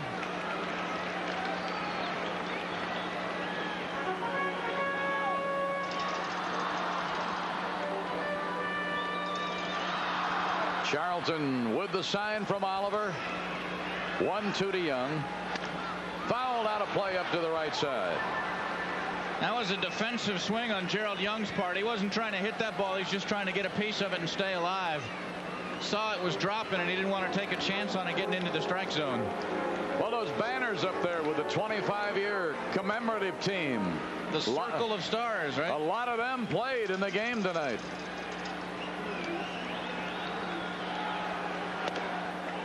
Muscled up again. 2-2. Let's see if he stays with a pattern when he goes up there. Comes down and in to the right-hand hitter. It's what he did with Lombo. See what he comes off of it here as Oliver drops the fingers. There it was, and he caught him looking. Strikeout number 2 for Charlton, number 5 in the game against the Astros. No runs and a hit, no errors, a walk. They leave a pair. That'll do it for 6 on HSE. Milo Hamilton bidding you adieu for this time. Bill Brown will be along to take you the rest of the way. Go to the 7th at HSE, tied at 4.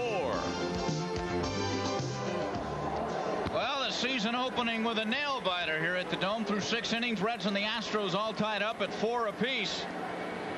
It's been a good ball game, and the Astros have a new pitcher in to start the top of the 7th. It's Larry Anderson, and he'll face the top of the order for the Reds. Chris Sabo, Billy Hatcher, and Barry Larkin. Larry Anderson was 0-1 in the spring in 2 appearances, pitched 4 innings, 4 hits, and a couple of runs. Had a couple other outings, most recently Friday, when he threw a couple of innings in a B game. And he will try to keep this ball game all tied up until his teammates can put some more runs on the board.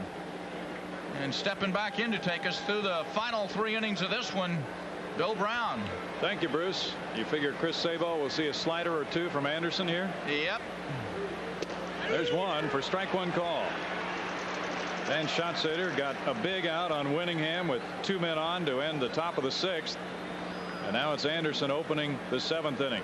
Sabo 1 for 3. Gerald Young. 1 out. Anderson said last year he threw about 87% sliders.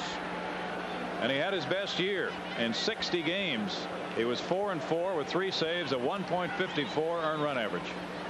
I remember a game at Wrigley Field last year when Sean Dunston said that Anderson's slider's the best in the National League. He says you still know it's coming and you can't do anything with it. Billy Hatcher might see a few here too. He's 1 for 3.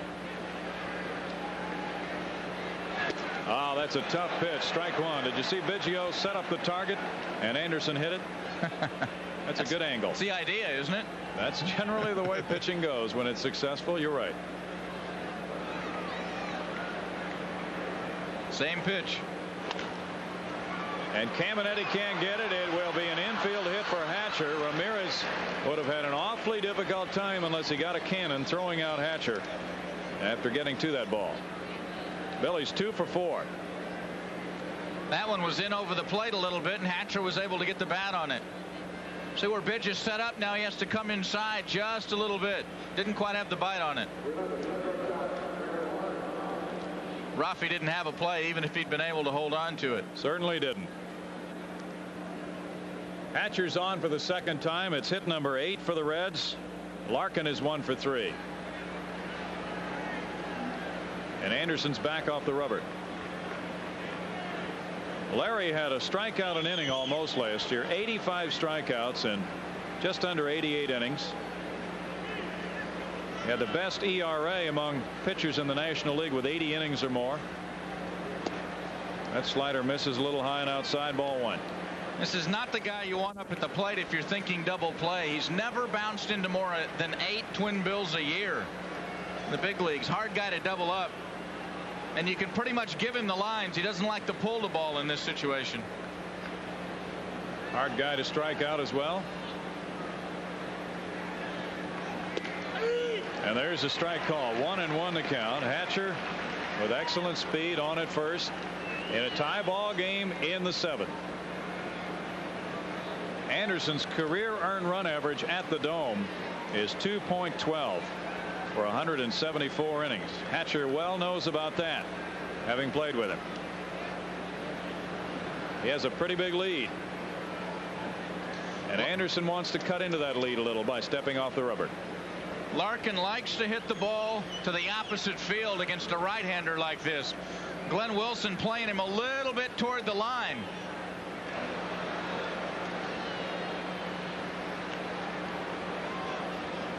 The Reds expect a lot of speed from Billy Hatcher, and that has been a huge part of his game over the years. Stole 24 bases in 31 tries a year ago. Multiple throws this time from Anderson.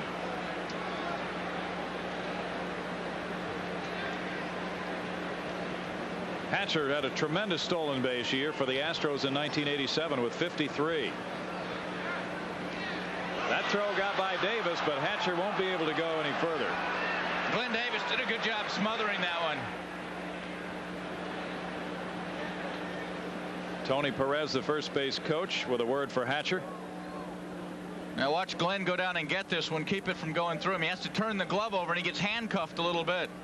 Looked like Glenn might have lost that ball in the crowd a little bit too. Might have. 4-4 tie. We're in the 7th. What a pitch. 1-2 the count. Sometimes it seems that when Anderson is at his best, he could just throw slider after slider and never miss the target. Sam Perlazzo hoping to be a traffic cop. Wonder if Hatch might be going on this pitch. 1 ball 2 strikes. He's not, and there's the strikeout. That's out number 2 as Anderson records his first K of 1990. Big pitch, tough guy to fan.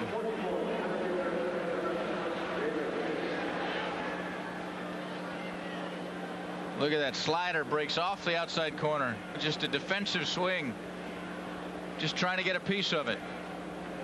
Well, we'll show you every angle. Eric Davis at the plate now for the 4th time, hitless so far.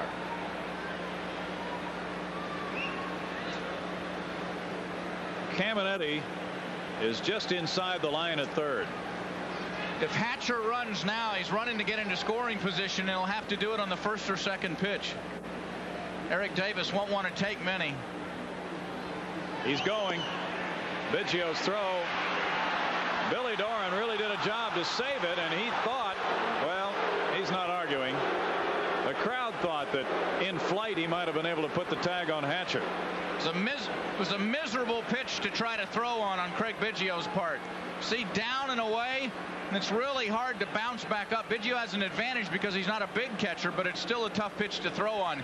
You have to go down and then right yourself and throw, and you lose about maybe half a step on the runner's part, and that might have been enough to get Hatcher there. See, Andy thought he got him. Watch him throw the fist up after the play. Well, we don't see Andy still in that shot. Well, it looked like he got him on the helmet. Very close call for the second base umpire, Steve Ripley. He's had some tough ones tonight. Doran, though, did an excellent job to prevent that throw from going into center. 1 ball, no strikes on Davis. 1-1. And now Anderson really can concentrate on the hitter. Hatcher's steal was the second of the game for the Reds. The Reds were up 2-0. The Astros had a 4-2 lead. Right now it's tied. And there is strike 2. 1 ball and 2 strikes. Eric Davis is strong enough to get a ball off the end of the bat and do something with it. And Billy Doran's pinched way over towards second to try to hold Hatcher close. On turf, you got a better chance of a play at home. A lot of room on the right side for Eric Davis. That pitch too far outside for him to chase. 2 balls, 2 strikes.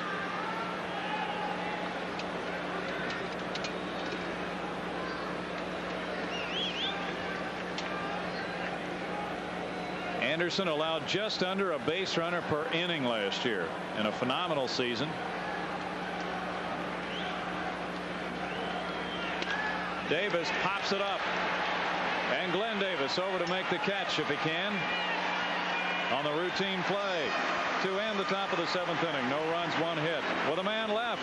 Anderson does a nice job under pressure, and at 7th inning stretch time, the game still well undecided, tied at 4. Plenty of offense in this ball game. Reds 4, Astros 4 on opening night in Houston, and we understand, Bruce, from a report we just got, that on opening night in Arlington, Nolan Ryan has a no-hitter through 5. Well, we'll keep tabs on that for you as much as possible. We'd like to, and we usually give you more details of other games, but the equipment is not functioning properly tonight. We'll give you what we can as we go along. Last of the 7th inning, Norm Charlton works against Craig Biggio.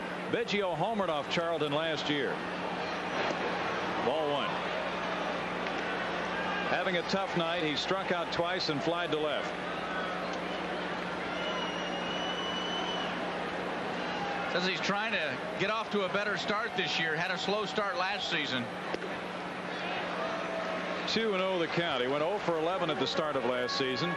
Of course, he really didn't take over as the regular catcher until May. Charlton allowed the Astros just 2 earned runs last year in 11 innings. Larkin, low throw, but it's an out at first as Benzinger came up with it. Well, here's some discouraging news. Norm Charlton usually gets better as he goes along. He got a little help here from Barry Larkin. Charged it, got a good hop, but almost took a little bit too long with the throw. Good scoop there by Todd Benzinger. So Charlton now faces Billy Doran with a check swing foul ball, strike 1. Well, Piniella'd probably like to get this inning out of Charlton and then go to the flamethrowers. Randy Rob Dibblmeyer. Right. Another check swing foul by Billy D. Puts him behind in the count, 0-2. Charlton, Dibble, Myers, what a trio of strikeout artists in the Reds bullpen. The starters are gone. Browning went 4, Scott 5 2/3. And Doran is a strikeout victim here in the 7th for out number 2. That's a third strikeout for Charlton, who's in his second inning. Let's see Billy's reaction, swinging through and no contact.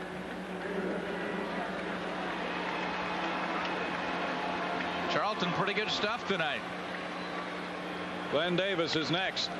Foul ball. He hit it hard. Strike one. I could use a little of that opening night magic from Mr. Davis right now. He hasn't had much chance to swing the bat tonight.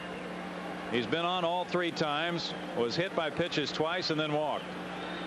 He's done pretty good on opening nights in the past. Homered in 3 of the last 4. That's correct. The bat goes flying. No balls, 2 strikes now.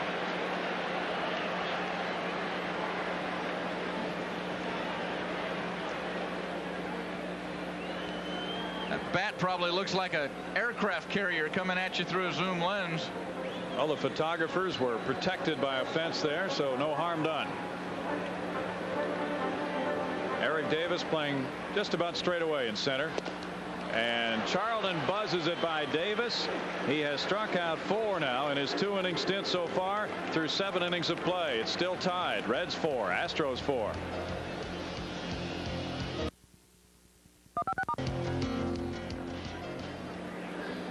Well, on the 25th anniversary of the Astrodome in Houston, the fans have gotten away from the mosquitoes and the hot weather at Old Colt Stadium, and they are enjoying this one tonight. They've gotten used to the dome by now, and they've gotten used to exciting baseball. Reds 4, Astros 4 through 7 innings of play. 25 years ago, the dome was an escape from the rain outside. Tonight, it's a good chance to take part in the biggest birthday party in the world on this evening.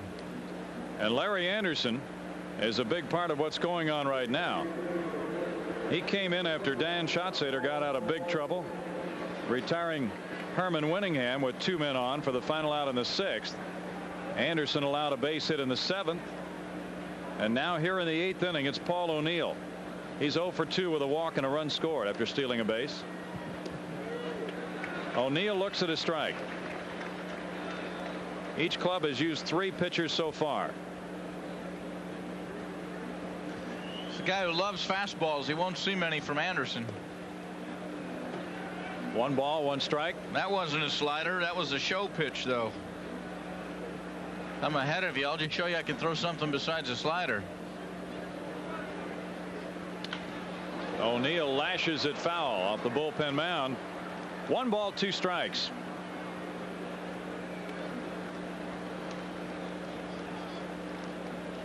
O'Neill's a 191 lifetime hitter against the Astros, but that's an oddity which over the course of his career, should it extend several more years, will probably even out. He's a much better hitter than that, of course.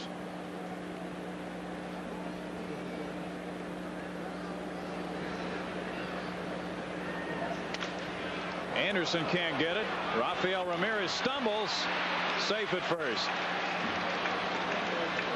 Rafi looked like he tripped over that line. Ball right through Anderson's legs. Was not a slider. Dead fish fastball. No, it wasn't through his legs, just past his left foot. And watch Rafi. Stumbled a bit. O'Neill reaches on the infield hit. Todd Benzinger walked in the 6th. He's 0 for 2.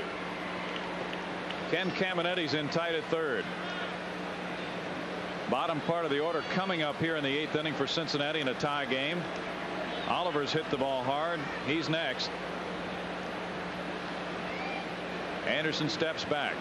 Dave Smith is ready and willing in the bullpen.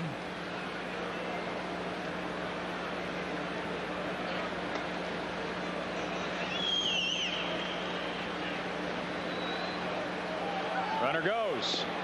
Biggio doesn't get him. He's making good throws tonight, but the Reds have stolen 3 bases. That's O'Neill's 2nd of the game.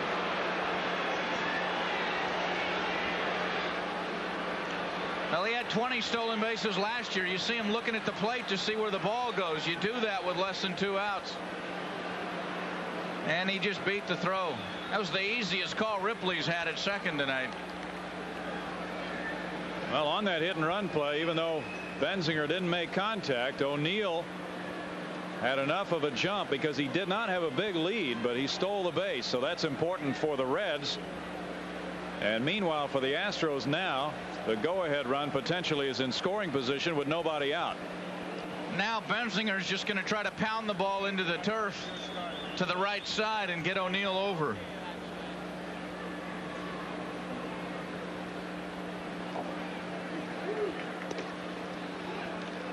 One ball and one strike. Anderson came flying out of the gate last year and did not allow an earned run in his first 15 appearances, covering 21 innings.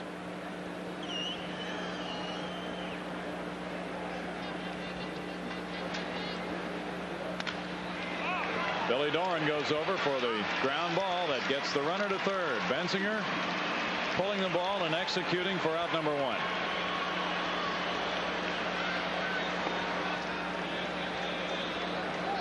Joe Oliver is next. Sam Perlazo, Paul O'Neill there at third base. And this is the critical point of this game right now. The infield comes in. Oliver has 2 hits, has scored 2 runs.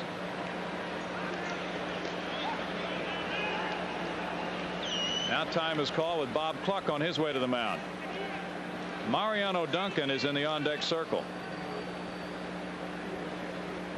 And Randy Myers, the left-hander, is beginning to heat up in the bullpen for the Reds. Now last year Joe Oliver batted .300 with runners in scoring position and .355 in a clutch situation, and this would qualify as that.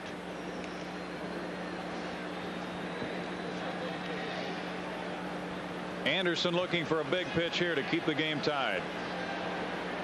Oliver has been hitting the ball sharply tonight.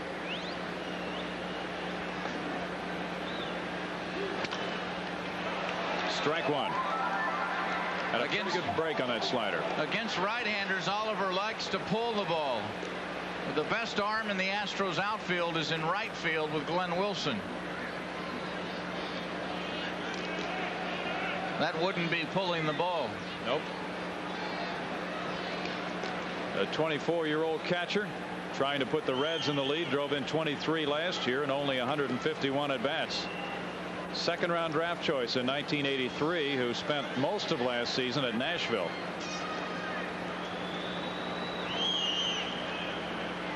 He drove in 5 runs and only 17 at bats against the Astros a year ago. That was supposed to be a pitch out. They thought a play might be on. 1 ball, 1 strike. Thinking about the possibility of a squeeze play. Well, Lou Piniella is engaged in some heavy strategy with Art Howe right now, with Paul O'Neill in a tie ball game at third. Oliver chased the slider, and the count is 1-2.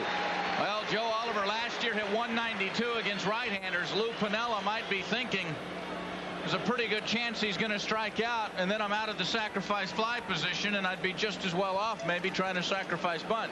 But now that gets a little tougher with 2 strikes. And O'Neill at third base.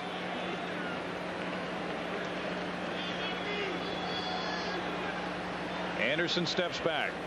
See Biggio using his mitt to tell Larry Anderson, keep the ball down.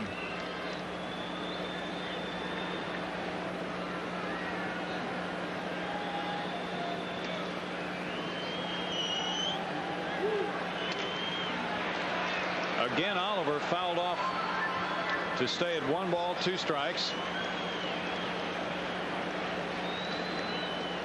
And the battle continues. What tension here in the Dome tonight. Back and forth type ball game. The Reds had a 2-run homer from Mariano Duncan in the second. The Astros went ahead with 4 in their half of the second. The Reds tied it with single runs in the 5th and 6th. And now in the 8th it remains tied. Oliver calls time. I think he's going to keep coming at him with the sliders. He doesn't want to risk trying to throw something else and leaving it up in the strike zone.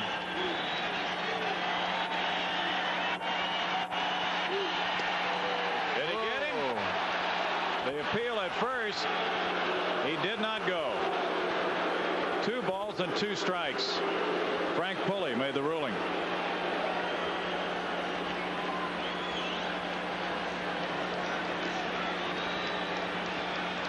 "36-year-old Larry Anderson has been in many tight spots.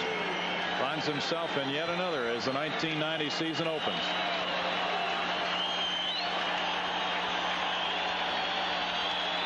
Oliver with a fly ball. O'Neill is getting ready to tag. Glenn Wilson will take it, and it's not very deep, so O'Neill will hold. Perfect throw. It's a good thing he held. Glenn Wilson's reputation as a great arm was upheld a little bit right there. A perfect one-hopper to Biggio that would have had O'Neill by about 4 steps. Mariano Duncan has driven in 3 runs for the Reds in this game. I don't think there was any doubt in Gerald Young's mind right there that Glenn Wilson was going to make that catch. Watch this perfect throw. Wilson daring him to go straight over the top, and O'Neill never had any thoughts about it. One hopper right to the plate. Norm Charlton's in the on-deck circle. Randy Myers is ready to come in. Duncan is 2 for 3. 3 runs batted in. And there's strike 1. Anderson going right after him. Lifetime Mariano Duncan is 1 for 8 against Larry Anderson with 5 strikeouts.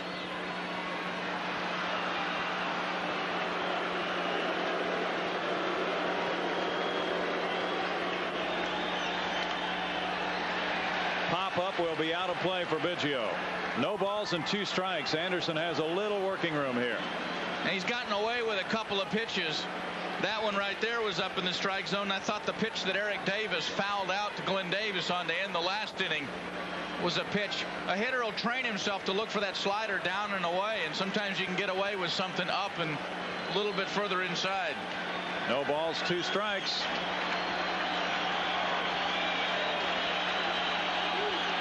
And it's 1 and 2. You saw Biggio jump outside, and of course the hitter can sense that. Sometimes it's a decoy. He didn't go fishing that time. Larry Anderson likes that target. He gets a strikeout, and Mariano Duncan this time does not come through. No runs, 1 hit. No errors, a man left. Middle of the 8th inning, the Astros get a lift. They're still tied at 4.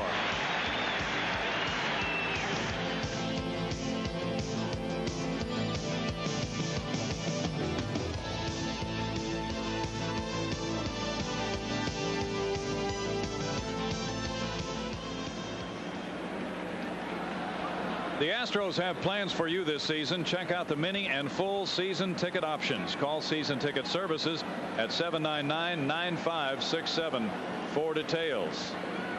There's that 25th anniversary logo. HSE would like to welcome the viewers of Paragon Cable of El Paso and General Manager John Neal to tonight's Astros broadcast. Also a special welcome to those of you watching on Post Newsweek Cable of Roswell, New Mexico, and General Manager Dennis Edwards. We're happy to have you aboard. 4-4 tie. Last of the 8th inning. Glenn Wilson is 1 for 3. Looking at a strike from Norm Charlton. Well, the tension is really something for an opening night game. How will this one be decided? The fans are getting their money's worth all day long. And they have been consumed by this one tonight. It started out as a freewheeling offensive affair. Now it'll be relief pitching to decide it. Off the end of the bat, Wilson just stays alive at 0-2. Glenn drove in 64 runs last year. Had a hamstring pull, though, the final 3 weeks with the Astros. And he was not really able to show the RBI power that he had after he put on a Houston uniform. That was a tough breaking ball by Charlton. Wilson, in forcing him to throw a couple of extra pitches here, is doing a pretty good job. Well, Glenn is very good at staying alive in that type situation and working the count back closer to even and hopefully hitting a mistake.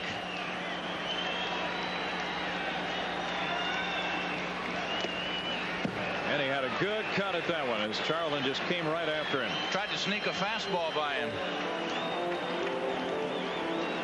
Still an 0-2 count on Wilson. Franklin Stubbs on deck. Ken Caminetti to follow in the last of the 8th. The game tied 4-4.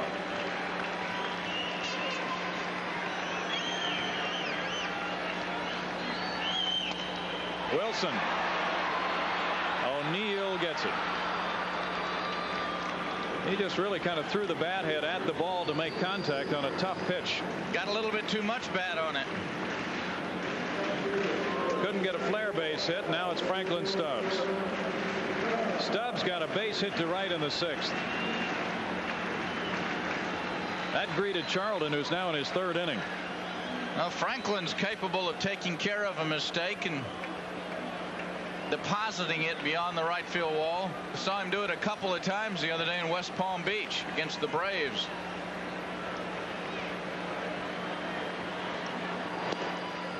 Strike one on Stubbs, who was so happy at the trade to the Astros. He wanted a change of scenery and didn't really realize how much playing time he'd be getting.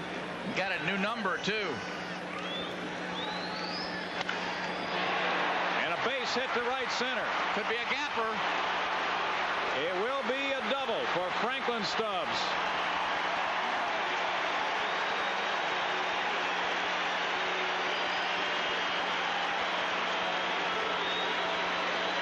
This guy's going to be a good acquisition. He stayed in against a very tough left-hander and ripped the ball, Bruce. And took a good cut. Lifts that front foot up a little bit to get his timing in a good swing. Mariano Duncan, pretty good effort there. Ball might have ripped his glove off. Stubbs 2 for 2 against Charlton since entering the game. Now here's Caminetti. Ball 1. Caminetti grounded to short to drive in a run in the 2nd. Another ground ball to short in the 4th, and a sacrifice bunt in the 6th. And Rob Dibble heating up in the Reds bullpen. Rafael Ramirez is in the on-deck circle. Stan Williams on his way to the mound. Franklin Stubbs wearing number 24 now. He had a high number when we acquired him from the Dodgers. He was number 22 in LA, said he didn't want number 22. It's new team, new number. So I want 17 or 24. I'm going to start over and start fresh. New batting average too, 1,000. Yeah. Rob Dibble is at work. Caminetti with a count of 1-0 is ready for the at-bat to continue against Charlton.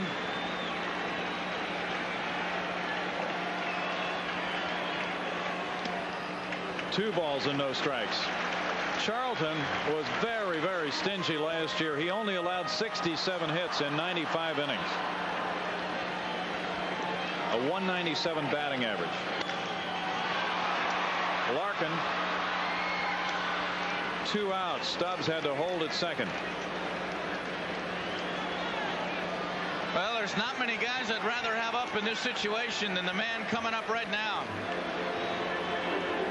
Rafael Ramirez, 2 for 3, an RBI single his first time up, and he scored.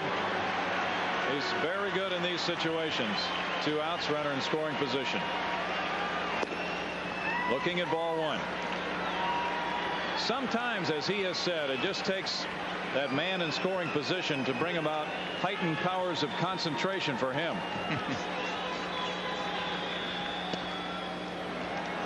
2 balls, no strikes. Sometimes earlier in a game with nobody on base, he'll swing at bad pitches more often than in these situations. Dave Brody on deck. Charlton may be thinking he's going to pitch around Ruffy. So far he's doing it. 3-0 as he pops a fastball out of the strike zone. And even if he walks him, Piniella, I don't think would replace him. He knows the Astros much stronger left-handed off the bench. It's 3-1. Rafi may know that too and decide to go after one.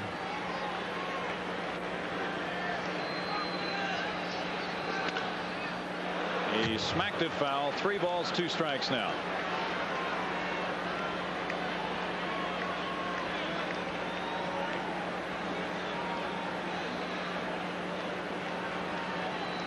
Rob Dibble in the bullpen for the Reds. That was an awfully tough breaking ball again, and Ramirez just barely got a piece of it. With Stubbs at second. Now with Rhodey in the on-deck circle, maybe that's what Ramirez is thinking, just what you've been mentioning, Bruce. Even if it's a close pitch, try to get a base hit on it here. Don't take a walk. Fouling off some pretty good pitches. Well, the best arm in the Reds outfield, without question, is Eric Davis in center.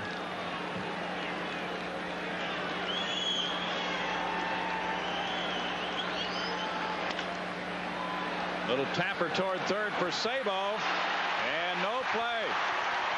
Infield hit for Ramirez.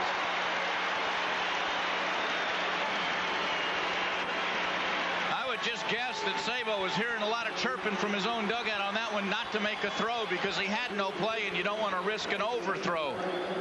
Not in the 8th inning of a tie game. Rafi stayed alive, did a good job there. Watch Sabo. Ball's just a little bit too far up for him to try to catch it and make a tag on the runner, and he never even thought about throwing. Dave Rhodey is announced as the pinch hitter for Larry Anderson. And Rhodey is going to third base to talk with his coach, Matt Galante. Meanwhile, Rob Dibble is being waved into the game. Rhodey is a switch hitter. Lou Piniella will take the ball from Charlton here and bring in the hard-throwing Dibble. From one hard thrower to another, Bruce. Wow, this is Piniella showing the confidence in his bullpen and the old adage that good pitching will beat good hitting. Of course, Art Howe might be thinking right now he's playing right into my hands. Well, Charlton had thrown a lot of pitches. He had gone 2 2/3 innings. So now he brings in a fresh Rob Dibble, who was a strikeout machine last year. Well, but I think Ken Oberkfell would be a good guy to bring up in this situation. It still looks like Rhodey's out there with a bat.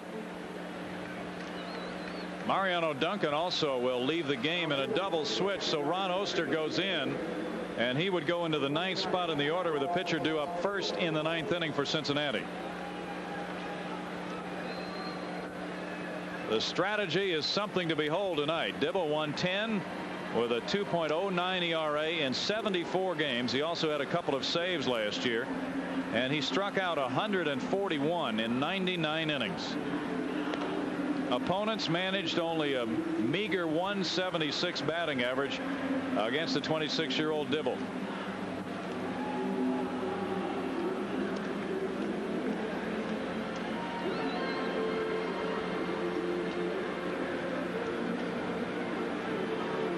Dibble got 2 saves last year, both of his major league saves against the Astros.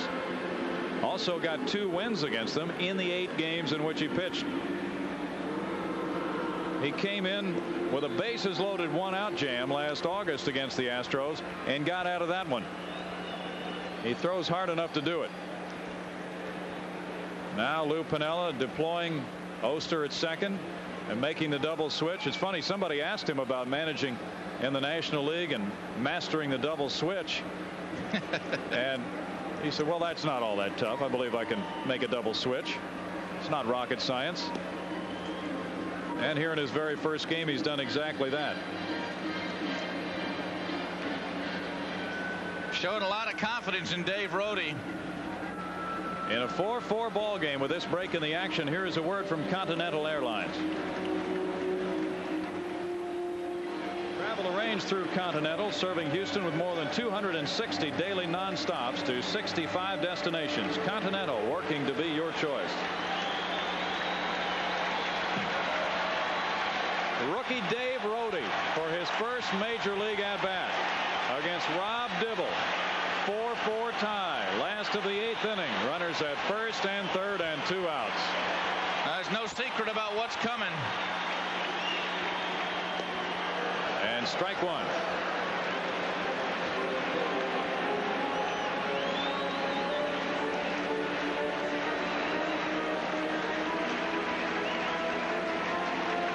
Wonder how hard he's throwing, Bill.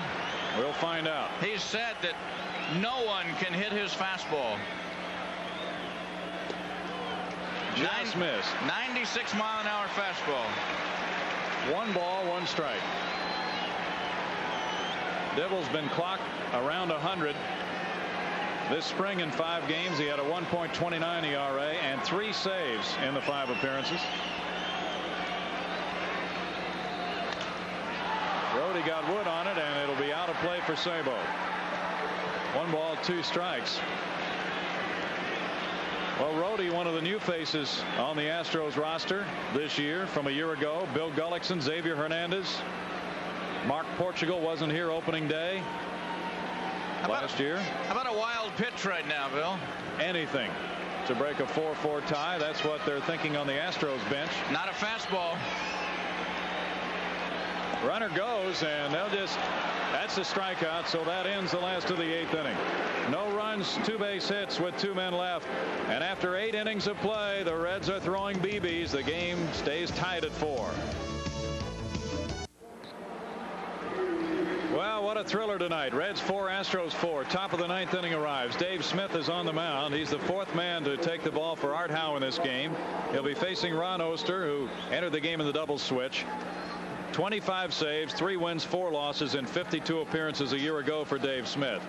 And now as Enos Cabell joins us alongside Bruce, Ron Oster swings and misses strike 1 opening the 9th. Well, what about this for a way to open the 1990 season, Enos Cabell? Well, all we need now is 17 innings. It's been a great day so far, so why not play a lot of baseball? We've got to catch up for about a week, don't we? That's right. I'll stay that long if you guarantee me who wins. No, you have to get your tucks back. 1 ball, 1 strike. The Dave Smith curveball makes it 2-1. For the 5th straight year, Dave Smith led the club in saves. He comes in now, though, in a tie game.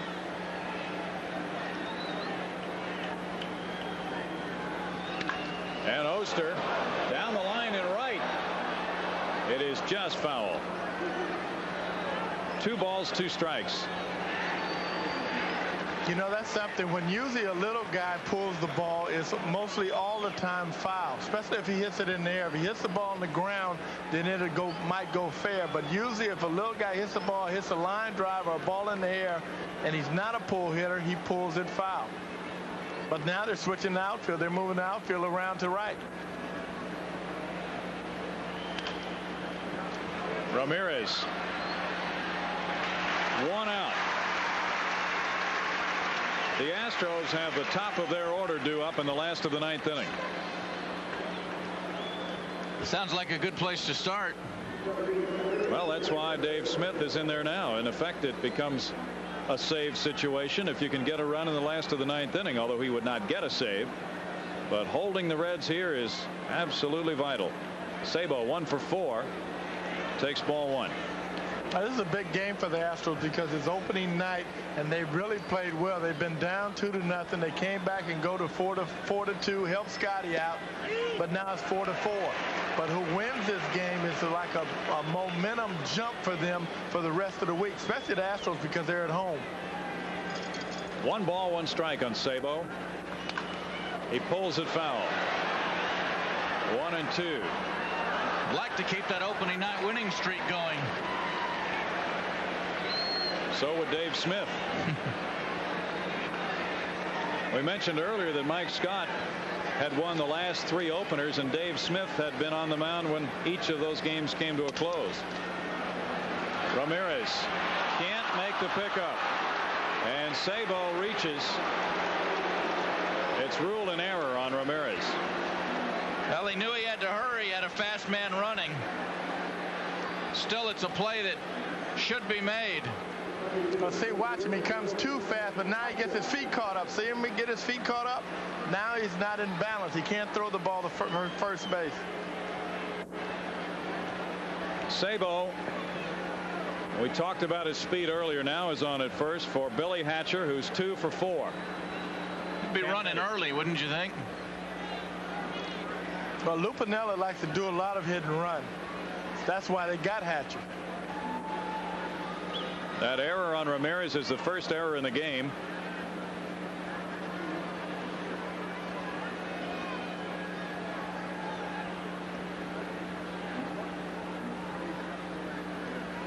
cat and mouse game here. The Reds with the speed both at the plate and at first base.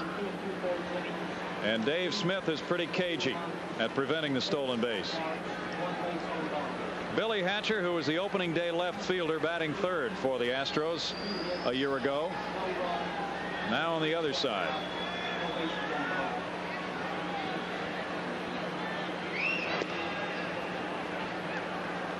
One ball, no strikes. 176 saves in Dave's career, ranking him 13th on the all-time list for saves. He made the big league club in 1980, and what a way to start that decade.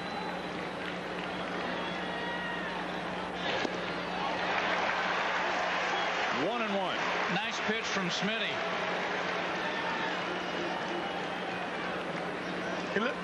He looks much sharper than he did last year, you know, when the season first started. He's throwing a lot more strikes, and he's got such a great motion on his changeup. Well, they used him a lot differently in the spring, had him pitch more than an inning at a time to try to build up his arm strength.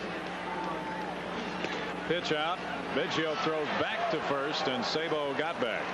You can see that he was almost going on that pitch, but the only thing, Smitty, when you do that as a pitcher, you don't want to give it away too soon, and Smitty did give it away too soon. A lot of runners will also watch the catcher to see him hop out of the box there. Smith had an ERA of 0 this spring in his 3 games. Runner goes, and as Hatcher swung to protect, Biggio couldn't hold the ball, so Sabo gets a steal. That's the 4th stolen base for Cincinnati.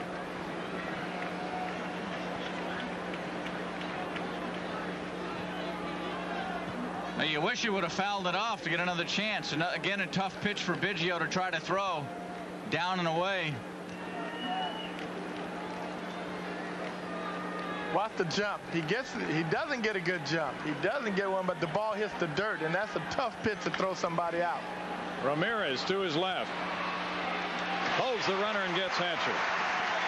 That could be a very important out because Sabo couldn't move on out number 2. Also, that might have been a double play ball too, because Ralphie would have been playing a little bit more up the middle, so he would have been there a little bit quicker, and they might have been able to turn a double play. Yep. Barry Larkin is 1 for 4. 4-4 ball game in the 9th. And he kills us too. Well, he did 2 years ago. Didn't have as much success against the Astros last season. He was on the disabled list practically every time we saw him last year.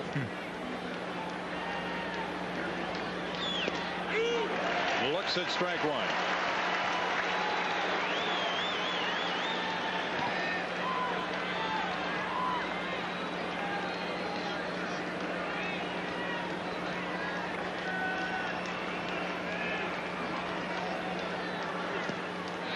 Biggio comes up with that one in the dirt, blocking it anyway. 1 ball, 1 strike. This is a perfect example of why the Reds acquired Billy Hatcher, to move Larkin down in the order and have a better RBI opportunity for him. Well, they've got their lineup pretty well set for years to come too, because all their players in their starting lineup are like 26, 27 years old. 1 and 2.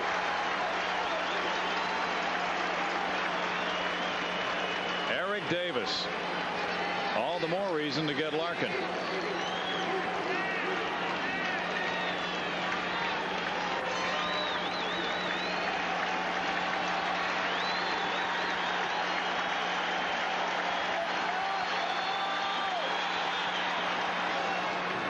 Two balls and 2 strikes with Smith going with another breaking ball there. In 1987, the Astros beat the Dodgers in the opener 4-3. Jose Cruz hit a game-winning home run in the 7th inning. And in '88, it was a 6-3 win for the Astros. Last year, they beat the Braves 10-3. Now back to tight baseball on opening night. High chopper goes foul. Ken Caminetti awfully glad to see that ball roll into foul territory. Would have been a tough play. Almost an impossible play to get Larkin, who runs very well.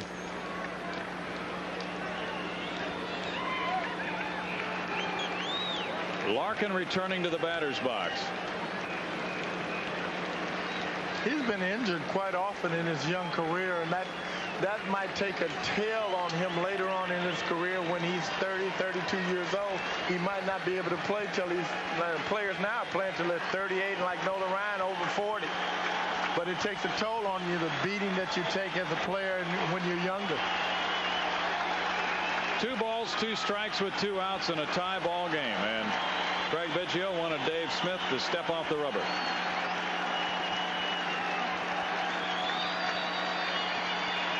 Sabo trying to look in at the signs from second.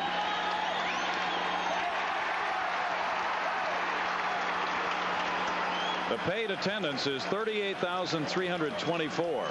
Total attendance 40,957.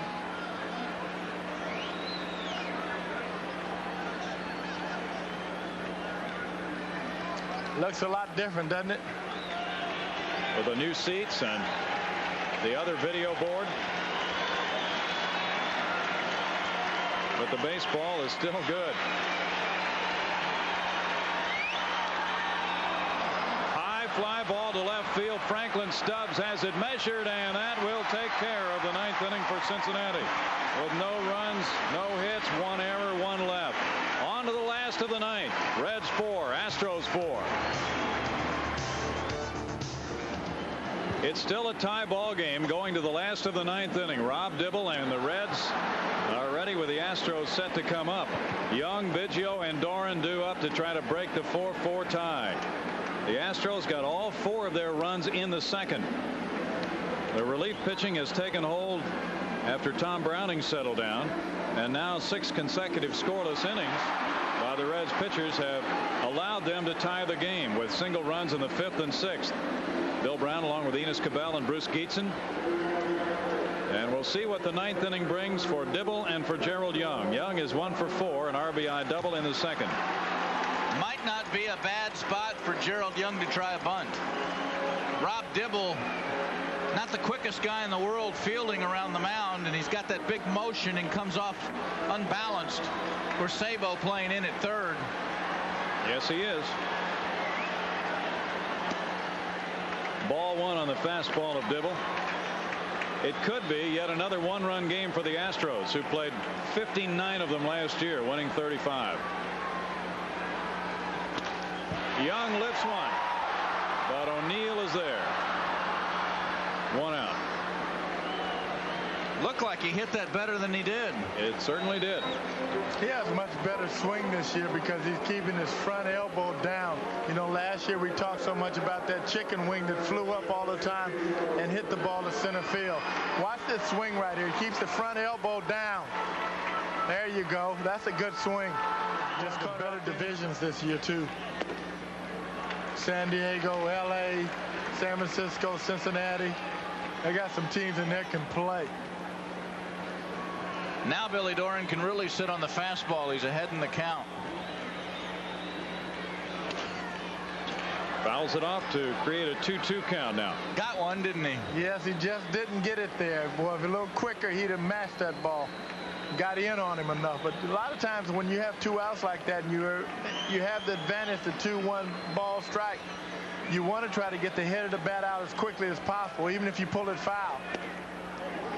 Ball 3 on a pretty close one upstairs. Full count now.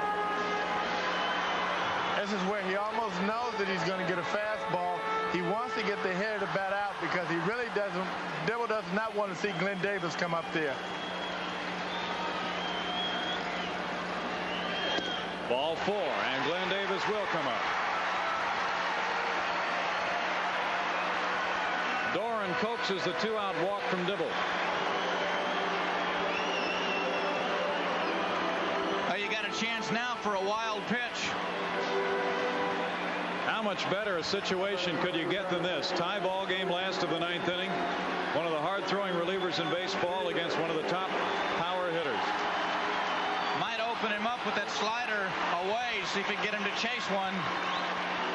Because Glenn does get anxious on these type of occasions when you have a runner in scoring position. Really, well, it's scoring position for him because he can hit the ball in the alley. But, you know, the pitcher knows that he likes to be aggressive and he's going to go out there chasing. Glenn is probably going to take this first pitch. And I was wrong. On the breaking ball. That's what makes it the great sport that it is, that guessing game that happens on every pitch. I guess he knew he was going to throw him a slider, didn't he? So wherever it is, I'm going to swing at it. Sabo guarding the line at third as Billy Doran is held on at first by Todd Benzinger. That was almost a balk. That's a balk. It's a balk. Right. Yep. And Dibble doesn't like it. Why he doesn't like it? Because he did it and he knew he did it. That's why he doesn't like it. It was so flagrant. See, and Pinella's not even arguing. Watch it again. He doesn't pull the foot off the rubber when he makes the move.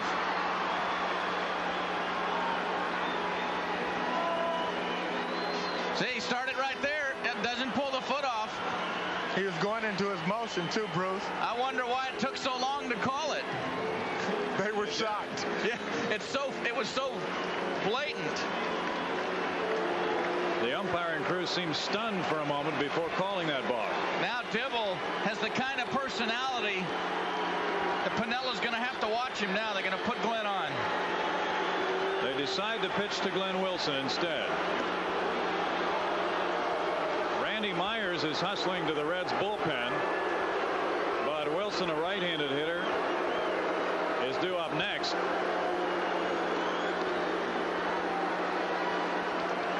And there's Myers in a hurry because Franklin Stubbs follows Wilson in the order, and there are 2 outs. So there might be that need for a lefty to come in and face Stubbs. And Myers throws just as hard as Dibble. He certainly does. Davis takes the intentional walk.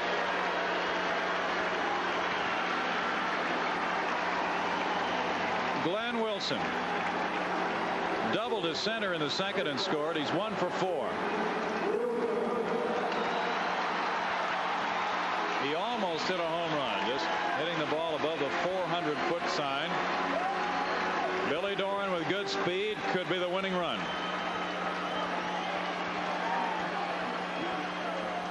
Ball 1. He's getting a little shaky too, Bill, because he's all over the place now, throwing the slider and the fastball.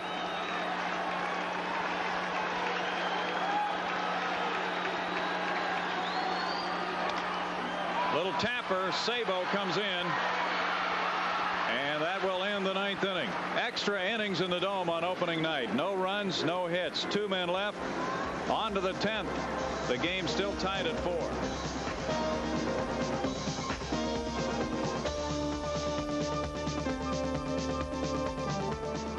Well, the Astros will be playing yet another extra inning ball game. As they did 20 times in 1989, they won 11 and lost 9, and they opened 1990 by going to the 10th inning with a game tied at 4. And Dave Smith, who took over in the 9th, will be working to Eric Davis in this 4-4 game. Enos Cabell to open the 10th inning. Well, Eric can end the game real quickly, and he knows Smitty very well. Smitty has to get his breaking ball in the right spot and keep Eric his timing off. If he can do that, then he can get him out. Don't want him on base neither, because he's a heck of a base runner. He taps it foul on a breaking pitch, strike 1. Davis hitless tonight, 0 for 4, but as you said, he can turn a game around in a hurry. Either way, with his legs or with his bat.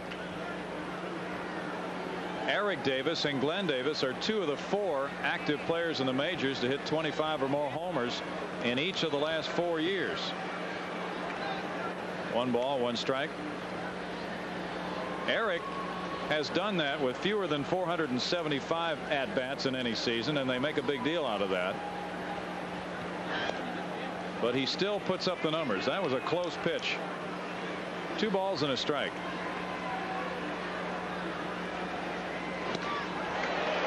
Two and two, and he got a pitch up, couldn't handle it. Well, that was a good pitch right there, Bruce, because that pitch is up, and he usually hits that pitch very well. Smitty shaking his head a little bit. Didn't want to get it there. No. He was lucky. He's got to get the ball down. Davis taps it foul. The Reds chipped away with single runs in the 5th and 6th to tie it at 4, and it stayed that way in a battle of the bullpens now. Davis to right field. Glenn Wilson catches a sinking liner. 1 out. He was off balance and everything on this swing and still hit a line drive to right field. And it handcuffs Glenn.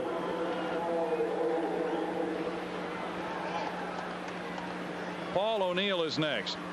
Smitty said that's a good pitch, and he hit the Dickens out of that ball. O'Neill has a big hole on the left side of the infield with Ramirez shading him up the middle, and he takes ball 1. Got an infield hit to short up the middle in the 8th. He's 1 for 3 with a walk, 2 steals. This one cued toward third, and Caminetti has to let it go, and it's fouled just barely. 1-1 the count. Looked for a second like it might not go foul. Yes, it did. And the fact that he was a left-handed hitter and it had that spin on it probably is what made it a foul ball. For a while when I was playing, we used to try to get the groundskeeper to put a board down there on the chalk line so we could bunt and make the ball go back the other way. But they wouldn't let us do it. There are certain things you just can't get away with. Well, we need to get some bunts. Shale always like to hit those little chops. Up the first base line this time, and Glenn Davis will make the play on the sliding O'Neill, who pulled a smart play actually trying to elude the tag. Seemed like Glenn would have been a lot better off just reaching back and tagging the base. But for one thing for sure, he didn't want the ball to get away from him hitting that dirt, because a lot of times you have that spin on the ball, then as soon as it hits the dirt right there, you'll miss the ball. O'Neill with a heady attempt. Now 2 outs. Todd Benzinger takes a strike, and Smitty hit a corner on him. Smitty looks sharp. He really does. But you wonder how many innings he can go. Maybe that was right in Art House, putting him in spring training so much, throwing him so many innings. That decision seems to be paying off right now. Well, every manager realized he'd have to be going to the bullpen often. 1 ball, 1 strike. We might see Big Charlie in this game. Certainly might. Bullpen depth could well decide this one. 1 ball and 2 strikes. How'd you like to use everybody that you've already hit, that you came in with 27-man roster and use them the first day?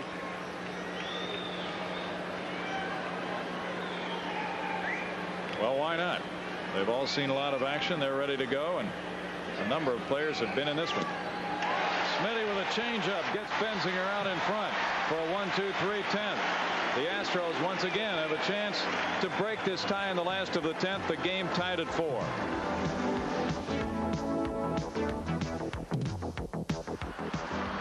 Big Charlie Kerfeld got quite a rousing round of applause as the 2 clubs were introduced on the first and third base lines prior to this game tonight. Back throwing hard, and he may soon be in the ball game if the Astros can't win it in their half of the 10th inning. Enos Cabell. Well, you see him right there. You saw him winding up and pitching. He's still short-arming the ball a little bit, and maybe that's still from the injury from what, a year and a half ago. Could be. He had the velocity up to 93 miles an hour this spring. Well, he's in much better shape than he's been, I think, his whole career. Since high school, maybe, huh? Looks great. The runs are even. The hits just about even. The Reds had 9-8. 1 error in the game. The strikeouts are not even. Reds pitchers have fanned 9. Astros pitchers 4. As Franklin Stubbs goes against Rob Dibble. Another one. Base hit to make it a 3-for-3 night for Franklin Stubbs, who took over for the injured Eric Anthony. Trying to get him a job. Broken bat. He has a little wince, but it's a hit. Think he likes hitting on the AstroTurf, Bruce? I think so. With the Reds starting right-handers the next 2 nights, Franklin Stubbs may be starting. The boy's got a good swing. Yes, he does. That's where his power is, down low. Up, if you can pitch him up, he's inconsistent with that pitching. He likes to chase it, but he can't hit that pitch. But if you pitch him down low, he can hit you a long way. Caminetti may bunt. Nope. He pops it up. Sabo can't get to it. Strike 1. Ken did lay down a sacrifice in the 6th when Stubbs led off with a single, but hey, it's a rugby scrum. Wow. WrestleMania 11 here at the Dome. They have a lady down there too. How'd that guy come out with the ball? There's still 6 guys laying in the aisle. One guy stuck. Get the jaws of life. Now the bunt, but he can't. The pitch almost hit him.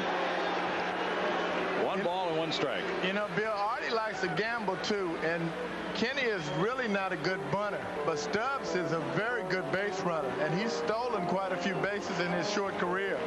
So you might see Artie put something on here, because Artie does like to gamble. And Dibble can be tough for a catcher to throw with. You never know where the ball's coming. Plus, he has that high leg kick too, so you can get a good jump off of him. Oh, well, watch for that. Stubbs is a 77% stolen base man in his big league career. 31 steals for him.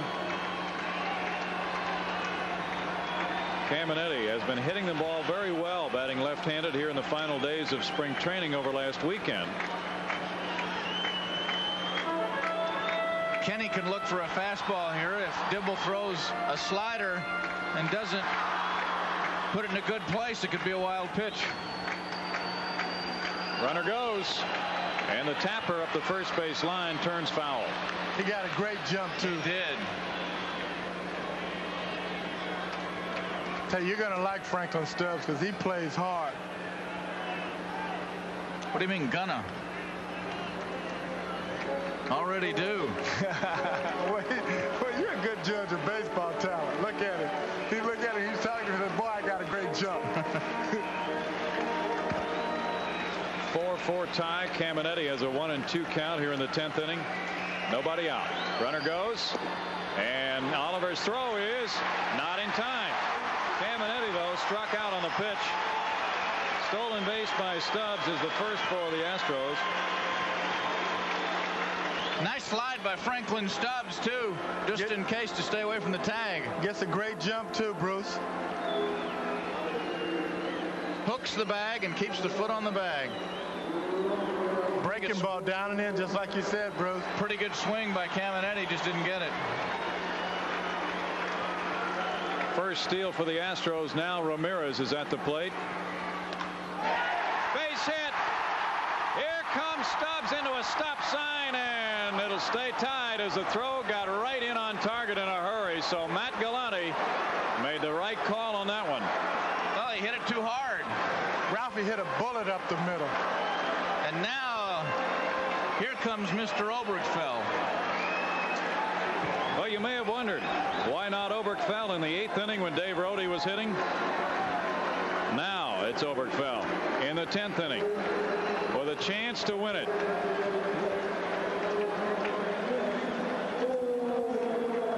Watch this, you'll see the end, and now watch Eric Davis charge the ball. He knows he's got a gun, he gets a good hop, but he knows Franklin Stubbs has to stay, so he keeps the ball down so Ralphie Ramirez cannot go to second base. This is a tremendous game for you armchair managers. Lou Piniella now has Randy Myers ready, left-handed pitcher. Oberkfell has already been announced, the left-handed hitter. And Piniella was saying something to Bruce Fremming before he crossed the line. So it'll be Myers, the lefty, coming in for Dibble. And that makes Oberkfell's job that much harder. Dibble had a 3 strikeout performance. Ramirez just really hit the ball too hard, as you pointed out, Enos. Yes, he did. He hit a bullet right back up the middle. And also, Eric Davis was playing very shallow because Ralphie does not have a lot of power. Ken Oberkfell will be the batter. It'll be a double switch again for the 2nd time in the game for Lou Piniella. He's bringing in Hal Morris to play first base. That's because the pitcher's spot would be due up 2nd in the 11th inning if the Astros don't win. So that's where Morris will bat in the number 8 spot, formerly occupied by Dibble. And the big left-handed strongman who pumps a lot of iron, Randy Myers, will take over on the mound. Now Piniella motioned back to his outfielders to come in closer where they can make a throw on a fly ball. There is 1 out and Franklin Stubbs could be the winning runner at third. Well, Myers throws the ball very hard, and the big thing about OB that he stays in, he does not overswing, so he's going to make some type of contact. Now what you have to do is they're playing the infield in. You hope that Stubbs can get a pretty good jump off of third base if Art Howell or Matt Galante is going to send him in the home. 7 wins and 4 losses in 65 appearances with the New York Mets a year ago for Randy Myers. He is 27 years old. He was 8th in the league in saves and struck out 88 and 84 in the third innings. Enos, there's not too much to choose from. Charlton, Dibble, Myers, a lot of raw heat from the Reds bullpen. Well, they come from anywhere you want. They come from right-handed, left-handed. They come from all over, but all of them throw hard, and all of them have great breaking balls, and then all of them are young. Dibble went an inning and 2/3. And now the lefty who was traded in the John Franco deal along with Kip Gross for Franco and Don Brown will be on the mound against Oberkfell. His best pitch is his fastball, but he throws the overhand breaking ball that he throws in the dirt a lot. So if he throws that pitch trying to get OB to strike out or whatever, you might see the ball bounce away from the catcher. Oberkfell at .269 a year ago was the leading pinch hitter in the majors with 18. Now the Astros have Eric Yelding and Alex Trevino, 2 right-handed hitters available, but Oberkfell has all that success. The infielders and outfielders are in. And there's ball 1 from Myers. Oberkfell is a tough man to strike out. He really did a number for the Giants in helping them reach the World Series. He was only 2 for 21 last year, though, against left-handed pitchers. .360 as a pinch hitter. There's how they are aligned, very tight, with runners at first and third, 1 out. A squeeze bunt is fouled. Well, the strategy is really something to follow, pitch by pitch here, Enos. Well, Art Howell wanted Oberkfell on this team. And you know, the Astros have never done a lot of squeeze bunting. This pitch is a fastball. It's up and away, but he still gets the bat on the ball. If he can get that fair, I don't know if Stubbs would have been there in time or not, Bill. Maybe. Hard to say. Oliver scrambled after it. 1 ball, 1 strike to count.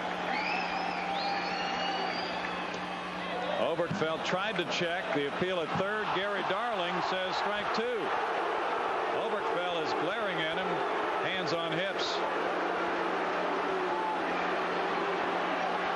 It's a slider away. You'll see the pitch right here. Now you can judge for yourself if he goes or not.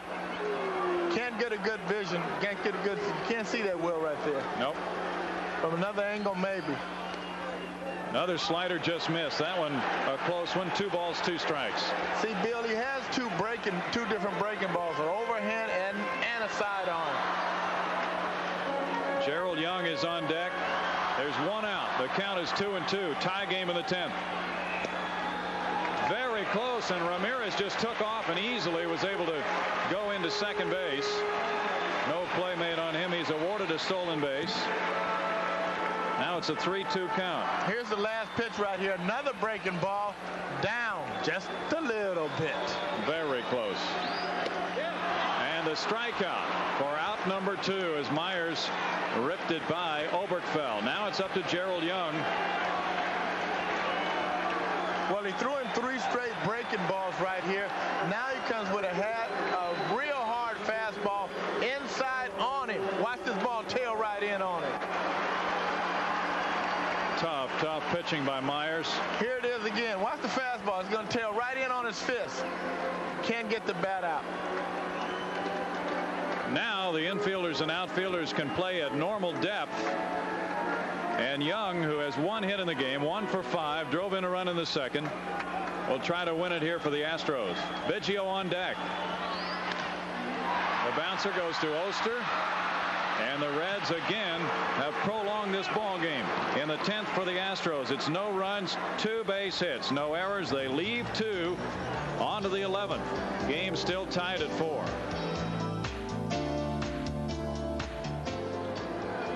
What a way to open the 1990 season. The Reds and Astros remain tied at 4. It's been tied since midway through the 6th inning. And now Charlie Kerfeld becomes the 5th pitcher to go to the mound for Art Howe's club. Kerfeld, who worked very, very hard over the winter, is still a big man. He weighs about 265. He's 6'7". Last year his numbers at Tucson in 53 games, 3-11, 4 saves, a 5.32 ERA. And now he opens 1990 back in the big leagues. A lot of those games he started early in the season when he did not pitch well. After surgery, he throws ball 1 to Oliver, who is 2 for 4. Charlie has worked very, very hard to get back. Surgery on his shoulder and knee and ankle. He's been throwing hard this spring, Enos. Well, he was another guy that was really keyed up today when I talked to him. He says, boy, I feel like I should be in the old timers game too, as many times as he's been to the operating table. And raring to go.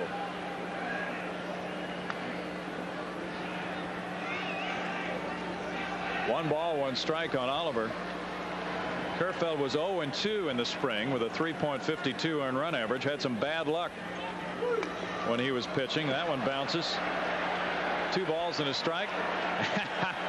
And as always, Charlie Kerfeld is loose. Well, he knows that he has to do well while he's up here because they have a 27-man roster, and he's one of the players that were taken just because the roster was expanded. 3 balls and a strike to Oliver. So might be taking here. We'll see. No, I don't think so. Lou Piniella did not like to take when he was hitting, so I know he's not going to give his players that much. He is hacking. 3-2. He's not going to give them the take because he wants them to hit. Hal Morris is on deck. Kerfeld throws ball 4. Charlie may be just trying to control his emotions a little bit. It's been a while since he's been in the big leagues. He might be overthrowing just a little bit, Enos. Well, you get anxious and, you know, you finally made it back.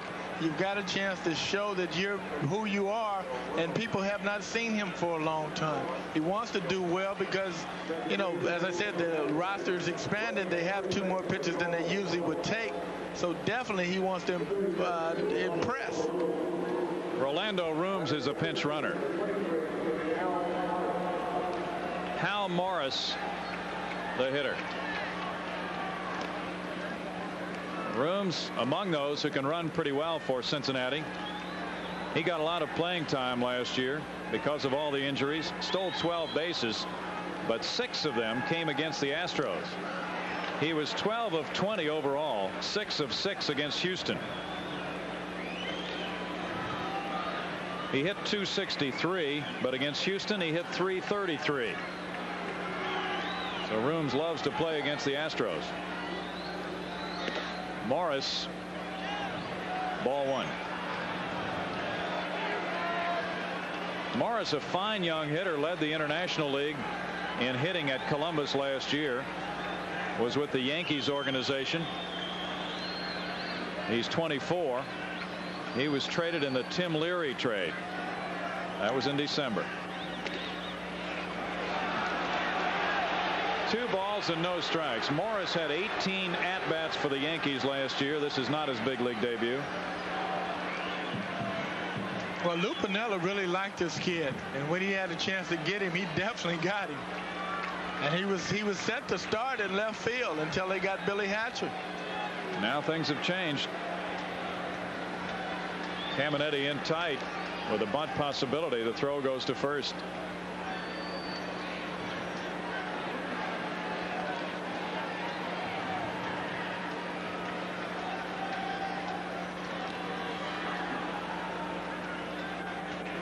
Four ball game. We're in the 11th. Runner goes, and there's the hit and run base hit to left field.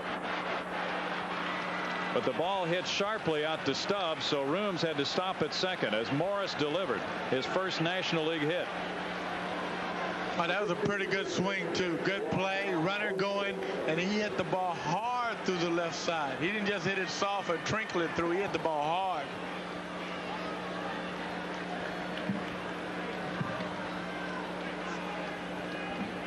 You watch this. This is a fastball. Charlie has to throw a strike so he takes something off, but you see the hitter goes straight the other way. Hit the ball hard. Ron Oster is next. Runners at first and second. Nobody out. 4-4 tie in the 11th inning. Oster probably will be bunting. Very good bunter too, Bill. Art Howe and his staff are looking on with Juan Augusto getting set in the bullpen.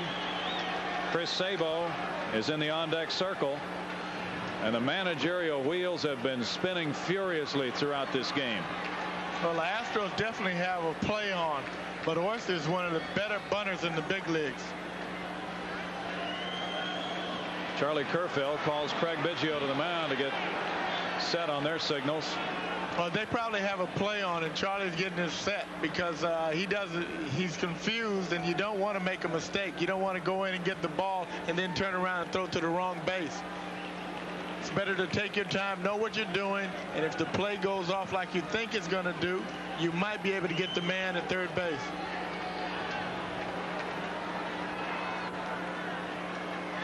Oster gets the bunt down. Biggio will make the play at first to Billy Doran. Sacrifice from 2 to 4, out number 1.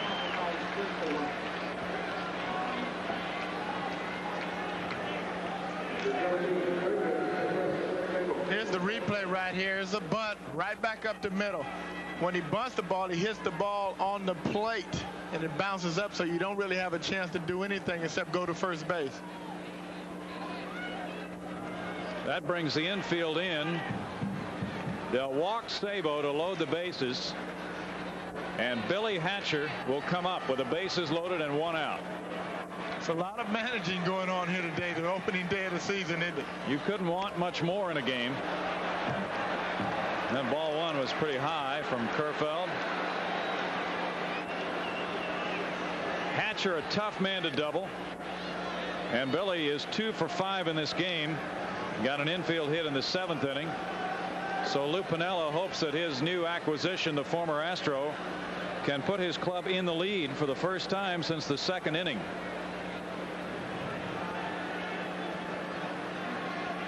Seems like when you leave a team and you come back the next year or so, you're always in situations like this where you can win the game.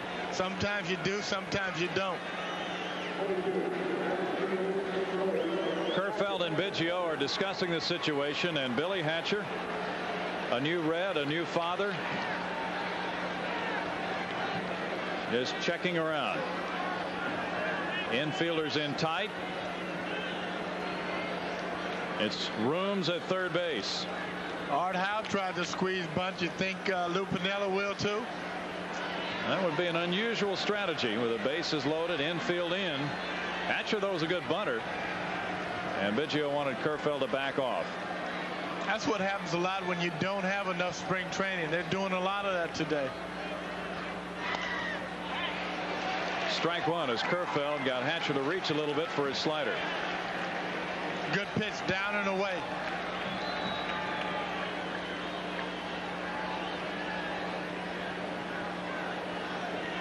Each club has 4 runs on 10 hits.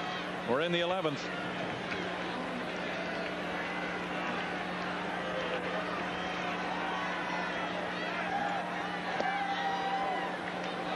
One ball, 1 strike.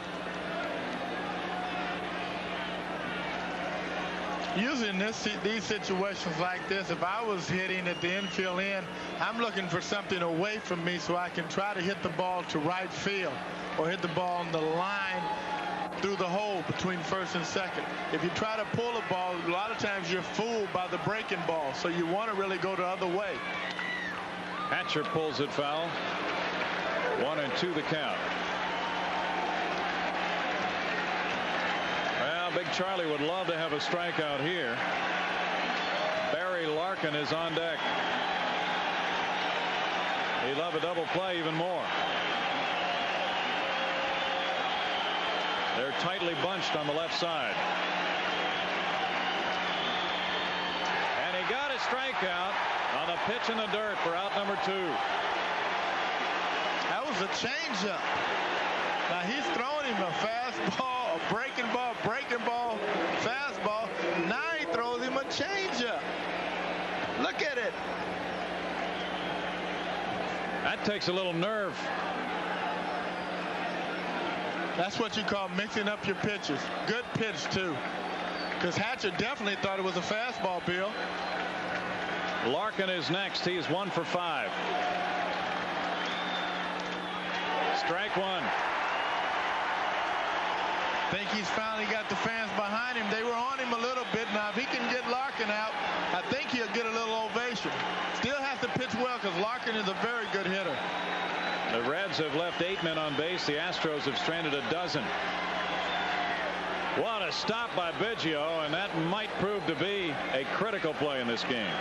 And he didn't move neither. He backhanded that ball. The only person I saw used to do that all the time was Johnny Bench, and he's hitting in the booth right next to us. He hasn't done it in a while. No. Big play, perhaps, by Biggio. 1 ball, 1 strike.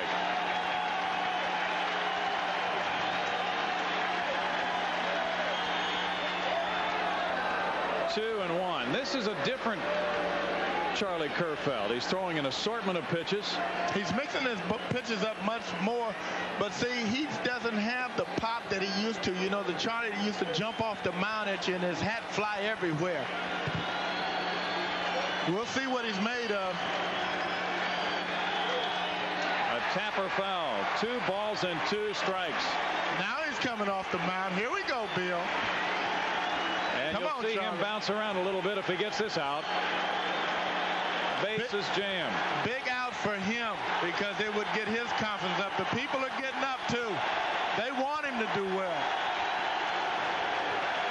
Charlie, one of the popular favorites here in Houston ever since he broke into the big league scene in 1985.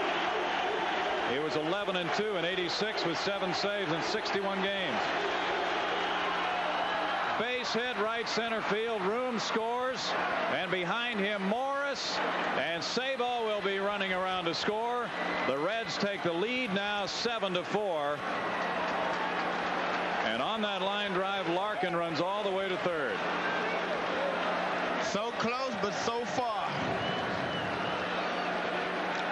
Looks like a hanging breaking ball, Bill.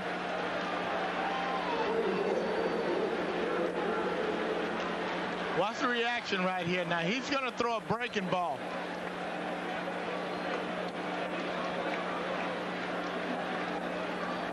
Just can't believe it. See, he hung the breaking ball. He had thrown pretty good pitches before that, but then he got the ball up. He didn't throw it with a good snap on it. It did not break down. Now he faces Eric Davis. Davis is 0 for 5. 7-4 Cincinnati in the 11th. As Larkin made solid contact on the 2-2 pitch.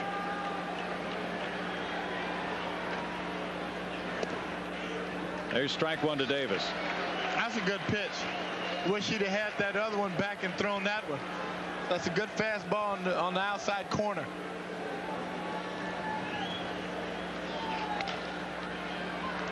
Ramirez has a long way to come, and he can't make the play. It's 8-4.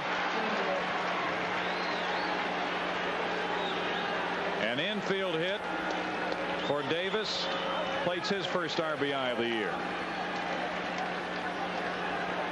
This is a tough play because Davis is one of the fastest runners in the big leagues.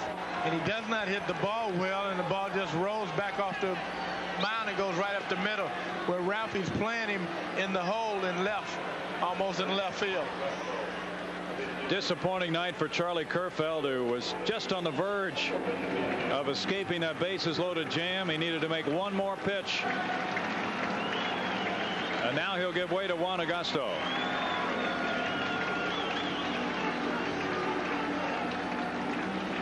So close, Bill. Really close. If you can pinpoint pitches, a lot of times, you know, Tommy Johns and the people that do not throw hard, Randy Jones, those people that just nibble here, nibble there, they hardly ever get the ball up over your waist. The ball is always down. That pitch that he threw to Larkin was up, and it was a hanging breaking ball, and he did exactly what you're supposed to do. He did not pull off the ball. He tried to go the other way and hit a line drive by Billy Doran. Juan Agosto continues that parade to the mound. He is the 6th hurler to see action tonight for Art House Club. Charlie Kerfeld after the leadoff walk. Base hit then to Morris on the hit and run, had the intentional walk to Sabo. He fanned Hatcher and then had it down to one pitch, and Larkin got the better of him on that occasion. Now Juan Agosto. And the veteran southpaw worked in 71 games last year, 75 the year before. He thrives on these trips to the mound frequently. Enos?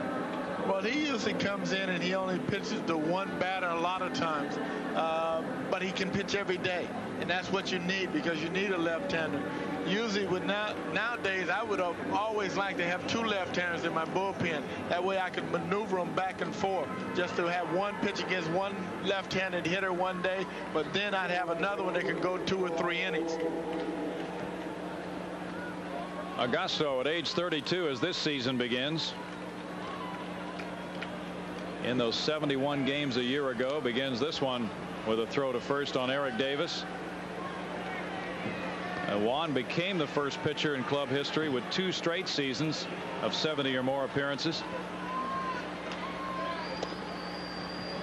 He throws ball 1 to O'Neill. We had quite a lot of excitement today, didn't we, Bill? A ton of it. You're right. And better than 40,000 people shared in that excitement. Took you back to last June. All the close games, extra innings. 2 balls, no strikes. I was getting nervous up here for a while. I said, boy, I'm starting to get excited already.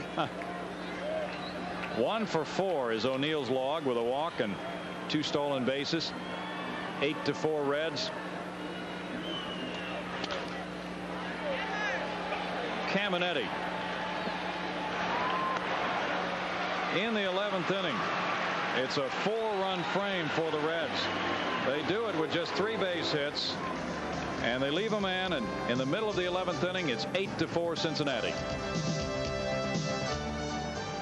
It's an 8-4 lead for the Reds of Cincinnati. The Astros come up in the last of the 11th inning, and it'll be Biggio, Doran, and Davis due up to try to cut into this Reds margin, somehow try to score 4 and prolong the game, or even with a big 5-run frame, win it.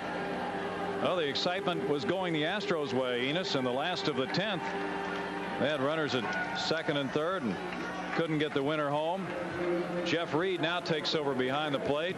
The Reds were able to deliver on their bases loaded situation. Well, they got the big 2-out hit, you know, and that's one thing what championship teams have to do. They have to get those guys coming there, and they have to get those 2-out base hits after they've had a chance to win the game. Biggio's 0 for 5, taking strike 1. In this situation, all he's trying to do is get on base, but that's a good sign. He came up and he took a pitch. He's trying to get on base. No balls, 2 strikes from Randy Myers to Craig Biggio.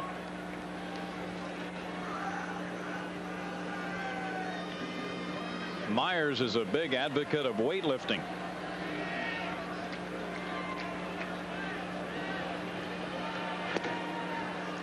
One and 2 the count.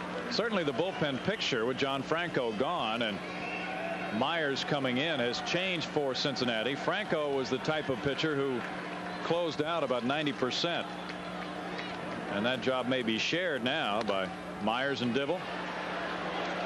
Myers is hustling for this one, but it's about 20 rows back.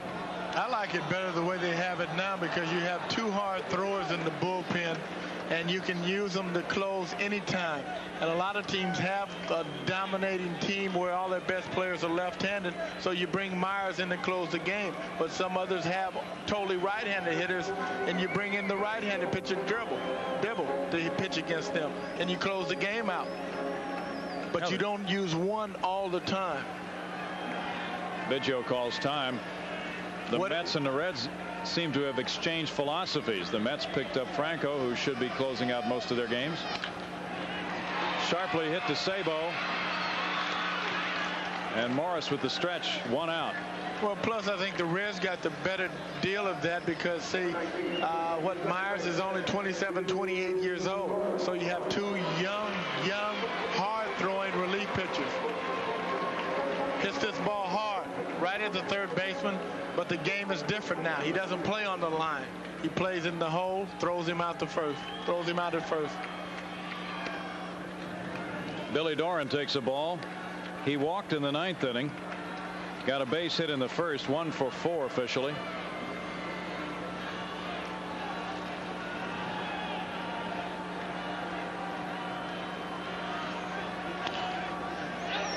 The pop-up for Jeff Reed if he can get to it, and he can't. 1 ball, 1 strike. Well, the Dome, which has seen so many exciting moments, not only baseball but all the other thrills, the NBA All-Star games and the motocross events and tennis matches, what have you, over the years. Again, a comfortable home for the fans tonight, and they have seen their share of baseball. Well, they dressed it up, and it looks nice. You look nice in your tuxedo. Thank you. So do you. But somehow things seem to have been spoiled on the evening by the folks from Cincinnati. Well, we had our chances. The Astros definitely had their chances. 2 balls and a strike. 3-1. Not that you'd ever really rule anything out, remembering back to last year, for instance. How many times did they do it last year? Sometimes we sit up here and say, what are they going to do next? They wouldn't get a hit and score 4 runs. And Doran takes the walk. No time to rule it out now. Myers, the 5th pitcher to work for Lou Piniella, will now go against Glenn Davis. Davis has been on base 4 times tonight. He was hit by a pitch twice, walked twice, and struck out.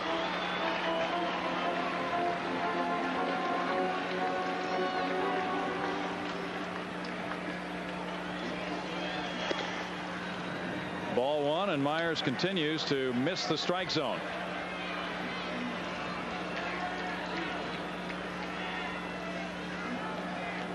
In addition to being quite a pitcher, Myers apparently is quite a character.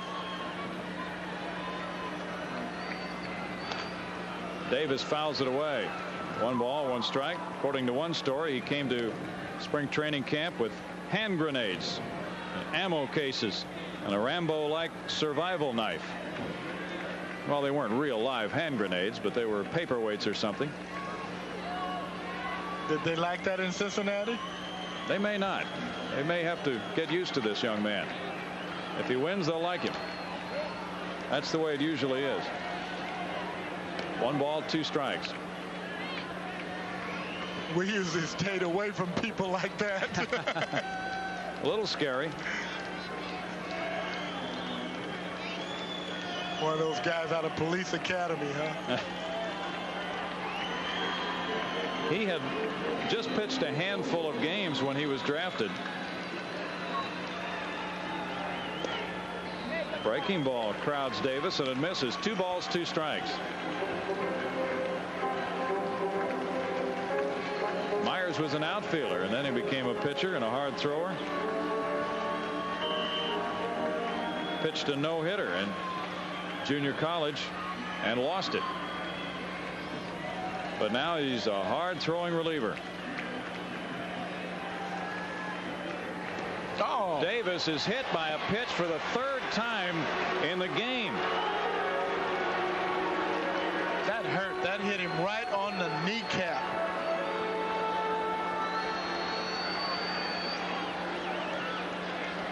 I don't think they're going to keep doing this without some of the Astros pitchers retaliating, because they're killing their big fella. If he can't play for 6 months, you're in trouble. And I mean, they're peppering him every time he goes up there. He gets hit. Browning got him on the backside a couple of times. This one really does hurt, though. Oh, right on the shin. Oh, right off the bone.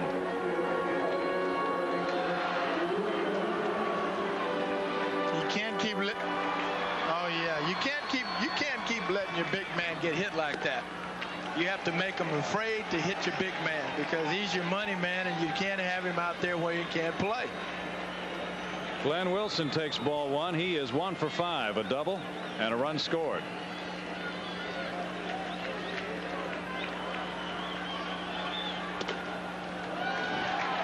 Myers is certainly popping the mitt. You can hear it up here, but he's not throwing strikes. Well, they're only one man away from loading the bases up, and Franklin Stubbs is up next, and he's hot.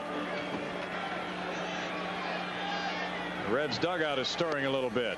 Wilson looking at that one all the way, is ahead in the count 3-0 now. Will we see the shades of 1989? Well, there still are 2 more outs for Cincinnati. Billy Doran, Glenn Davis are on, and Wilson takes all the way. 3-1 now.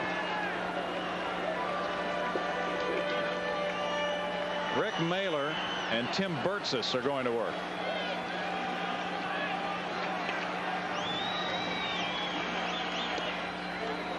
Three and 2.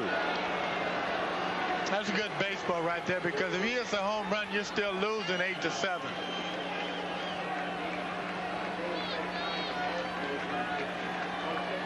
Franklin Stubbs. Glenn Davis has just tied a National League record, being hit by a pitch 3 times, and Glenn Wilson fans. That's out number 2. Fastball right here, and I think it's a little up. Yes, it's out of the strike zone.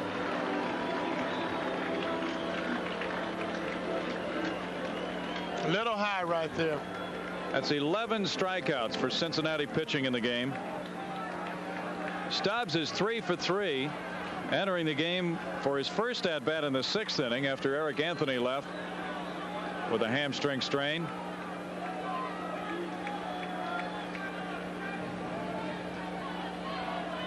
Montreal and St. Louis are tied in the 10th at 5.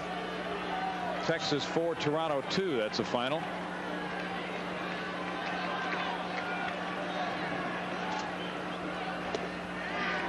Stubbs chased one, strike 1.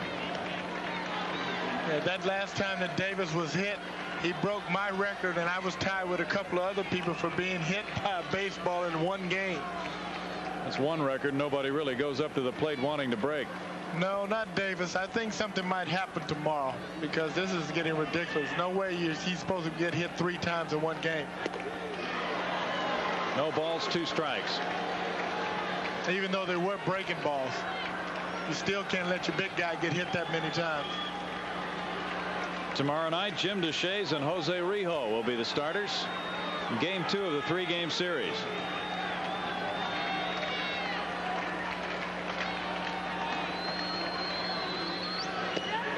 And Myers gets the strikeout. In the 11th inning for the Astros, it's no runs, no hits. They leave 2. Relief pitching for Cincinnati, airtight. The Astros scored all 4 of their runs in the 2nd, and then for the next 9 frames they got nothing but zeros. Lou Pinella's Cincinnati Reds rode into town and won on this opening night in 11. The final score was Cincinnati 8 and Houston 4.